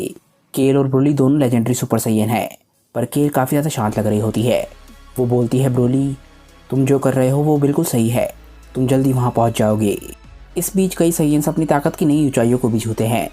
जैसा कि हम देखते हैं कि कलीफ्रा इस वक्त सुपर साइयन 3 की फॉर्म में है और इस वक्त वो सुपर साइयन 2 काबा का सामना कर रही है। इसके बाद हम किंग सडाला को देखते हैं। हम देखते हैं कि उनके साथ उनके 2 रोबोट गार्ड्स भी हैं। वो देखने आए होते हैं कि वेजिटा कुछ साइयंस को अलग तरीके से ट्रेनिंग दे रहा है और वो वेजिटा के बैटल ग्राउंड की तरफ देख रहे होते हैं। वेजिटा को किंग सडाला की ताकत महसूस हो जाती है। वो एकदम से अपनी मेडिटेशन से बाहर आता है। वो सभी से बोलता है कि तुम लोग जारी रखो, मैं जल्दी वापस आता हूँ। हम देखते हैं कि काबा ने भी ये सब कुछ महसूस कर लिया था और वो भी अपनी बेस फॉर्म में आ जाता है। इसके बाद वेजिटा सीधा किंग सडाला की तरफ जाता है। वेजिटा किंग सडाला के सामने जाकर लैंड करता है। किंग सडाला वेजिटा को सीरियसली देख रहे होते हैं क्योंकि वो इस प्लेनेट का बहुत ही इंपॉर्टेंट रूल तोड़ रहा है। किंग सडाला नहीं चाहते कि इस प्लेनेट पे कोई भी सुपर साइयन की फॉर्म का इस्तेमाल करे और वेजिटा इस रूल को तोड़ते हुए सभी साइयंस को सुपर साइयन बनने की ट्रेनिंग दे रहा है। पर वेजिटा को नहीं पता कि किंग सडाला को ये सब कुछ बहुत ज़्यादा बुरा लग रहा है। वेजिटा किंग सडाला से बोलता है कि मैं देख रहा हूँ कि तुम यहाँ पर रोज़ आते हो और साइयंस को एक्सरसाइज करते हुए देखते हो। तुम्हारे लिए अगला स्टेप ये होगा कि तुम भी हमारी ट्रेनिंग में पार्टिसिपेट करो। किंग सडाला सीरियसली वेजिटा की तरफ देखते हैं और बोलते हैं कि तुम और तुम्हारे दोस्त कल सुबह इस प्लेनेट से निकल जाओगे। वेजिटा को ये बात सुन के बहुत गुस्सा आता है। वो बोलता है क्या मजाक लगा रखा है। किंग सडाला बोलते हैं कि मैंने इस बारे में तुम्हें पहले ही चेतावनी दी थी। इसके बाद किंग सडाला गार्ड्स को वेजिटा पे हमला करने के लिए बोलते हैं और हम देखते हैं कि दोनों गार्ड्स एकदम से वेजिटा पे हमला करते हैं। ऑब्वियसली ये गार्ड्स वेजिटा का सामना करने के लिए बहुत ज़्यादा कमज़ोर हैं। जैसे ही रोबोट गार्ड्स एकदम से वेजिटा पे हमला करते हैं, वेजिटा दोनों गार्ड्स को फेंक देता है। वेजिटा को बहुत ज़्यादा गुस्सा आ रहा होता है क्योंकि किंग सडाला अपनी ईगो के आगे साइयंस के फ्यूचर और इस यूनिवर्स के फ्यूचर के बारे में बिल्कुल भी नहीं सोच रहा। वेजिटा किंग सडाला को पंच मारने वाला होता है पर किंग सडाला ज़रा सा भी नहीं डरता। वेजिटा किंग सडाला को पंच मारने से पहले ही रुक जाता है। वेजिटा शांत होकर बोलता है कि मेरी बात सुनो, पर किंग सडाला बात करने के मूड में बिल्कुल भी नहीं है।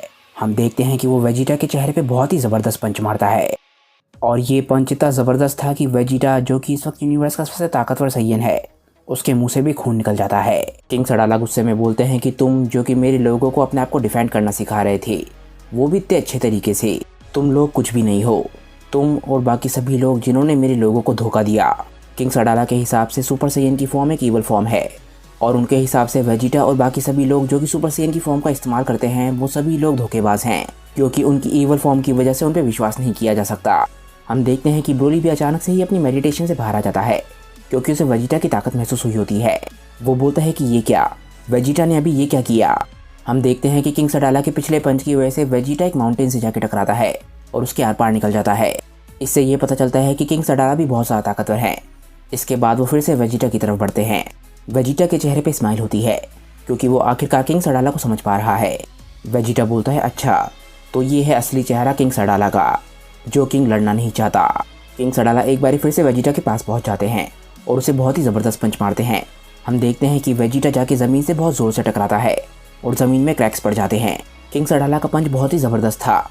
वेजिटा बोलता है कि उसकी ताकत सच में बहुत ज़्यादा है, जितना मैंने सोचा था उससे कहीं ज़्यादा। इसके बाद हम देखते हैं कि किंग सडाला एक बहुत ही फैमिलियर अटैक बना रहे होते हैं। ये अटैक होता है गैलिक गन। ये अटैक वो वेजिटा पे शूट करने वाले होते हैं और वेजिटा सिर्फ इस वक्त अपने आप को डिफेंड करने की कोशिश कर रहा है। इसीलिए वो भी अपने हाथ में एक बहुत ही पावरफुल की ब्लास्ट बनाता है, पर वो सिर्फ इसलिए बनाता है ताकि वो अपने आप को बचा सके। किंग सडाला और वेजिटा एकदम से अपने अटैक शूट करते हैं, जिसके बाद आसमान में एक बहुत ही बड़ा धमाका होता है और अब तक सभी लोगों को पता चल चुका है कि किंग सडाला और वेजिटा के बीच में लड़ाई चल रही है। काबा जैसे ही इस लड़ाई को देखता है वो एकदम से एक शील्ड बना लेता है, जिसके पीछे वो सभी सैयन्स को आने के लिए बोलता है ताकि किंग सडाला और वेजिटा की फाइट के बीच में किसी भी सैयन को नुकसान ना पहुंचे। हम देखते हैं कि वेजिटा और किंग सडाला के अटैक्स खत्म हो चुके होते हैं। वो दोनों ही एक दूसरे को गुस्से में घूर रहे होते हैं, पर दोनों को ही अटैक्स की वजह से ज़्यादा चोट नहीं लगी होती। इसके बाद वेजिटा अटैक करने के लिए किंग सडाला की तरफ बढ़ता है और एकदम से जाके उन्हें बहुत ही ज़बरदस्त किक मारने की कोशिश करता है, पर किंग सडाला अपने आप को बहुत ही आराम से बचा लेते हैं और एकदम से वेजिटा का पैर पकड़ लेते हैं। वेजिटा बोलता है कि अभी तक तुम दोनों टूर्नामेंट्स में पार्टिसिपेट करने के लिए क्यों नहीं आए, तुम्हें अपने लोगों को बचाने की पूरी कोशिश करनी चाहिए थी। इसके बाद वेजिटा अपनी स्ट्रैटेजी को बदल देता है और अपने दूसरे पैर से किंग सडाला के चेहरे पे बहुत ही ज़बरदस्त किक मारता है। हालांकि इस अटैक के बाद भी किंग सडाला को ज़्यादा चोट नहीं लगती और उनके मुंह में जो खून निकला था वो उसे थूक देते हैं। वेजिटा बिल्कुल हैरान रह जाता है। वो बोलता है कि ये कैसे हो सकता है। किंग सडाला वेजिटा को पंच मारने की कोशिश करते हैं, पर वेजिटा अपने आप को बचा लेता है। वेजिटा किंग सडाला के हाथ को पकड़ के किंग सडाला को पंच मारने की कोशिश करता है, पर किंग सडाला भी उसके हाथ को पकड़ लेते हैं। तभी एकदम से वेजिटा किंग सडाला के चेहरे पे बहुत ही ज़बरदस्त किक मारता है। इससे किंग सडाला को चोट नहीं लगती, पर वो वेजिटा से थोड़ा सा दूर हो जाते हैं। किंग सडाला का लेफ्ट हाथ एकदम से चमकने लग जाता है। वेजिटा के चेहरे पे एकदम से स्माइल आ जाती है। वेजिटा अपने मन में सोचता है कि ये तो बहुत ही ज़्यादा प्रेडिक्टेबल है, ये अपने लेफ्ट हैंड से मुझ पर अटैक करने वाला है। पर तभी हम देखते हैं कि किंग सडाला अपने लेफ्ट हैंड से अटैक नहीं करते और एकदम से घुटने से वेजिटा पे अटैक करते हैं। वेजिटा इस चेंज से काफ़ी ज़्यादा हैरान होता है, पर वो अपने आप को बहुत ही आराम से बचा लेता है। तभी एकदम से किंग सडाला वेजिटा के चेहरे पर अपने राइट हैंड से एक बहुत ही ज़बरदस्त पंच मारते हैं। वेजिटा बोलता है, ये कैसे, इसने ये कब किया। अब वेजिटा को बहुत ज़्यादा गुस्सा आने लग जाता है। वो बोलता है कि इसकी हिम्मत कैसे हुई। एकदम से वो अटैक करने के लिए किंग सडाला की तरफ बहुत तेज़ी से बढ़ता है और एकदम से जाके किंग सडाला की छाती में बहुत ही ज़बरदस्त किक मारता है। हम देखते हैं कि किंग सडाला के मुंह से खून निकल जाता है और अब किंग सडाला को समझ आने लग जाता है कि वेजिटा कोई आम सैयन नहीं है, जिन तरीके के सैयन से किंग सडाला आज तक लड़ता आया है। तभी हम देखते हैं कि किंग सडाला एकदम से वेजिटा के हाथ को पकड़ लेते हैं और उसको ज़मीन की तरफ बहुत तेज़ी से फेंक देते हैं। पर किंग सडाला को देख के समझ आ रहा होता है कि उसकी हालत काफ़ी ज़्यादा ख़राब है। किंग सडाला बोलता है कि आज तक किसी भी सैयन ने मेरी इतनी बुरी तरीके से बेइज्जती नहीं करी है, अब तुम्हें इस प्लेनेट को छोड़ के ज़बरदस्ती यहाँ से जाना होगा। तभी हम देखते हैं कि किंग सडाला वेजिटा की तरफ बहुत तेज़ी से बढ़ने लग जाते हैं और वेजिटा ज़मीन पर खड़ा होकर किंग सडाला को देख रहा होता है। वेजिटा के चेहरे पर स्माइल होती है। वो बोलता है कि ये फाइट और भी ज़्यादा इंटरेस्टिंग होती जा रही है, पर तुम अभी भी अपनी पूरी एबिलिटीज़ का इस्तेमाल नहीं कर रहे। इसके बाद वेजिटा भी एक पंच बनाता है और किंग सडाला की तरफ बढ़ने लग जाता है। तभी हम देखते हैं कि किंग सडाला और वेजिटा एक दूसरे की तरफ बहुत तेज़ी से बढ़ते हैं। दोनों ही बहुत ज़्यादा गुस्से में होते हैं और दोनों के सर टकराते हैं। हम देखते हैं कि दोनों के सर से खून निकल रहा होता है और उनके सर टकराने की वजह से इतनी एनर्जी निकलती है कि हर जगह बिजली फैल जाती है। दोनों के सर टकराने की वजह से दोनों को ही थोड़ा बहुत नुकसान पहुँचता है। हालांकि वेजिटा काफ़ी हद तक सही सलामत लग रहा होता है। वेजिटा के चेहरे पे स्माइल होती है क्योंकि वो इससे भी बहुत ही ज़्यादा खतरनाक फाइट्स का सामना कर चुका है। वो किंग सडाला की तरफ बढ़ रहा होता है और एक तरीके से ये फाइट वेजिटा के लिए एक मजाक है क्योंकि उसने अभी तक अपनी सुपर सैयन की फॉर्म का भी इस्तेमाल नहीं किया है। पर किंग सडाला के चेहरे पे हल्की सी घबराहट होती है और वो एकदम से काफ़ी सारे की ब्लास्ट बना के वेजिटा की तरफ शूट करने लग जाते हैं। किंग सडाला भी बहुत ही अच्छे तरीके से जानते हैं कि वेजिटा ने अभी तक अपनी सुपर सैयन की फॉर्म का इस्तेमाल नहीं किया है। किंग सडाला लगातार वेजिटा पे की ब्लास्ट शूट कर रहे होते हैं, पर तभी हम देखते हैं कि वेजिटा एकदम से अपनी आंखों को बंद कर लेता है। हम देखते हैं कि वेजिटा को वो सारे के सारे पाथ दिख रहे होते हैं जिससे वो किंग सडाला तक पहुंच सकता है, सारे के सारे अटैक्स को अवॉइड करके। और हम लोग सिर्फ एक ही ऐसी फॉर्म के बारे में जानते हैं जो कि आंख बंद करके भी ऐसा कर सकती है। और वेजिटा को देख के ऐसा लग रहा होता है कि वो अपनी अल्ट्रा इंस्टिंक्ट को ट्रेन कर रहा है। उसकी आंखें भी एकदम ऐसी लग रही होती हैं जैसी अल्ट्रा इंस्टिंक्ट में लगती है। हालांकि वेजिटा जैसे ही किंग सडाला तक पहुंचता है वो एकदम से अपनी सुपर साइयन की फॉर्म में आ जाता है। वेजिटा किंग सडाला को पंच मारने वाला होता है और बोलता है अब। और जैसे ही किंग सडाला वेजिटा की सुपर साइयन की फॉर्म को देखते हैं अचानक से उन्हें कुछ होने लग जाता है। ऐसा लगता है कि वो अपना काबू खोने लग गए हैं। वो एकदम से ही अपने सर को पकड़ लेते हैं।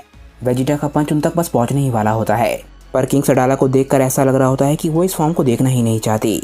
वेजिटा जैसे ही किंग सडाला को पंच मारने वाला था वो अचानक से ही उनकी हालत को देख के रुक जाता है। वेजिटा एकदम से ही अपनी सुपर साइयन की फॉर्म से बाहर आ जाता है और बोलता है कि लगता है समय आ गया है कि अब तुम्हें बताना होगा कि तुम इस फॉर्म से क्यों इतनी नफरत करते हो, जबकि ये फॉर्म हमारी ताकत को 10 गुना बढ़ा सकती है। हम देखते हैं कि किंग सडाला अभी भी घबरा रहे होते हैं और कुछ भी नहीं बोलते। सभी साइयन्स इस फाइट को देख रहे थे और सभी के मन में सवाल आने लग जाता है। वो बोलते हैं कि ये क्या हुआ, क्या वेजिटा अब हमारा किंग बन चुका है? हमारे किंग हार चुके हैं। एडमिरल रूबा भी चुप खड़ा होता है, पर तभी एकदम से एडमिरल फिनेल बोलती है कि क्या कर रहे हो, सभी लोग वापस अपनी ट्रेनिंग पर जाओ। काबा को भी ना चाहते हुए अपनी ट्रेनिंग पे वापस लौटना पड़ता है। वो बोलता है कि मिस्टर वेजिटा आप क्या करने की कोशिश कर रहे हैं? इसके बाद किंग सडाला बोलना शुरू करता है। किंग सडाला बोलता है कि जिस रात गिरकिन ने हमारे पिछले किंग को मारा था उसी रात इस डिमोनिक फॉर्म ने, जिसमें हमारे बाल गोल्डन रंग के हो जाते हैं, पहली बारी मेरी बॉडी पे कब्जा किया था। और इस ईवल फॉर्म ने ना जाने हमारे दुश्मनों के साथ साथ कितने इनोसेंट लोगों की जान ले ली, औरतें, बच्चे और यहाँ तक कि वो लोग जो कि मेरे साथ लड़ रहे थे।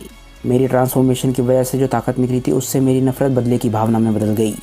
मैंने अपने बदले की आग के बीच में एक बच्चे को देखा था जिसने अपनी बहन की बॉडी को उठा रखा था। उसके चेहरे पे जो डर था उसे याद करके मेरा दिल आज भी दहल जाता है। मैं हमारे लोगों के इस पार्ट को एक ईवल पार्ट की तरह समझता हूँ। एक ऐसी ताकत जिसे सिर्फ नफरत से पाया जा सकता है, वो अच्छी कैसे हो सकती है? अगर तुम ऐसे ही आगे बढ़ते रहे तो तुम सभी लोगों को पागल बना दोगे। वेजिटा बोलता है कि तुम क्या बकवास कर रहे हो? काबा ने इस ट्रांसफॉर्मेशन को सिर्फ इसलिए पाया था क्योंकि वो अपने लोगों को बचाना चाहता था। क्या एक डीमन तुम्हारे साथ टीम अप करेगा तुम्हें बचाने के लिए?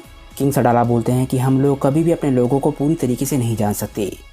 ये बात हम सभी को पता है कि एक भूखा इंसान सबसे खतरनाक होता है। वेजिटा एकदम से गुस्से में आ जाता है। वो बोलता है कि तुम आखिर अपने लोगों को समझते क्या हो? हम लोग क्या हैं ये सिर्फ एक सिंपल फॉर्म डिसाइड नहीं कर सकती।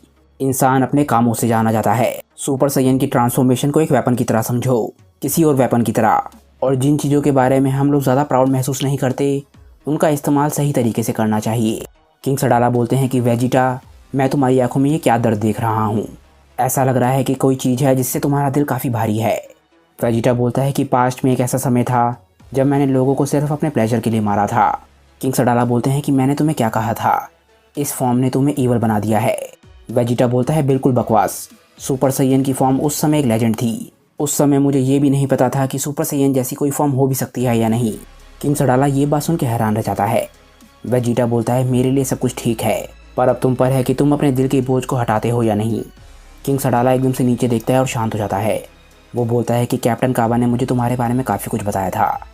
मुझे याद है कि उसने मुझे बताया था कि तुम अपने लोगों को बहुत ज़्यादा प्यार करते हो। क्या तुम मुझे बताना चाहोगे कि तुम्हें किस चीज़ ने बदल दिया जिससे तुम्हारे को अपने एक्शंस पे ज़्यादा ध्यान देना पड़ा? वेजिटा जैसे ही ये बात सुनता है वो एकदम से हंसने लग जाता है। वेजिटा आसमान की तरफ देखता है और बोलता है कि वैसे तो मैं ये बोलना चाहता हूँ कि मैं अपने वाइफ और बच्चों की वजह से बदला हूँ, पर सच्चाई तो ये है कि मेरे सामने एक बहुत ही महान वॉरियर से हुआ था जो मेरे से भी ज़्यादा महान था। कुछ सालों पहले मुझे समझ आया कि असली खुशी और असली इंसाफ कहाँ पर है। धरती जो कि उसी वॉरियर का प्लेनेट था जिस पर मैंने अटैक किया था, आज वो मेरा घर है और वहाँ मेरी फैमिली रहती है। अगर वो ना होता तो मैं भी आज ऐसा ना होता। और ये सब कुछ भी इन्हीं ट्रांसफॉर्मेशन की वजह से हुआ। जब मैंने उसे देखा कि कैसे वो लगातार अपने लिमिट्स को तोड़ रहा था और अपने आप को ही लगातार सरपास कर रहा था, मैं उस वॉरियर को और ज़्यादा एडमायर करता चला गया। मेरे लिए तुम कह सकते हो कि सुपर साइयन की फॉर्म ने मेरे दोस्त की तरफ मेरी आंखें खोल दी। किंग सडाला ये बात सुन के काफ़ी हैरान होता है और एकदम से सोच में पड़ जाता है। वेजिटा किंग सडाला से बोलता है कि तुम इस वक्त अपने पैरों पर गिरे हुए हो और तुम्हें नहीं पता कि उठना कैसे है, पर मैं तुम्हें समझ सकता हूँ। अगर मैं तुम्हारी जगह होता तो शायद मैं इससे भी बुरे हालात में होता। किंग सडाला जैसे ही ये बात सुनते हैं एकदम से उनके चेहरे पे स्माइल आ जाती है। इसके बाद वेजिटा किंग सडाला की तरफ दोस्ती का हाथ बढ़ाता है और उसके चेहरे पर एक स्माइल होती है। ये ठीक उसी तरीके से है जिस तरीके से गोकू ने वेजिटा का धरती पर स्वागत किया था, और इससे हमें ये भी पता चलता है कि गोकू ने वेजिटा को कितना बदल दिया है। इसके बाद किंग सडाला अपने मन में बोलते हैं कि भाइयों, लगता है इस बारी सच में अलविदा कहने का समय आ गया है। इसके बाद किंग सडाला और वेजिटा दोनों दोस्ती में एक दूसरे से हाथ मिलाते हैं। सभी एडमिरल्स और साइयन्स इस चीज़ को देख के बहुत ज़्यादा खुश होते हैं।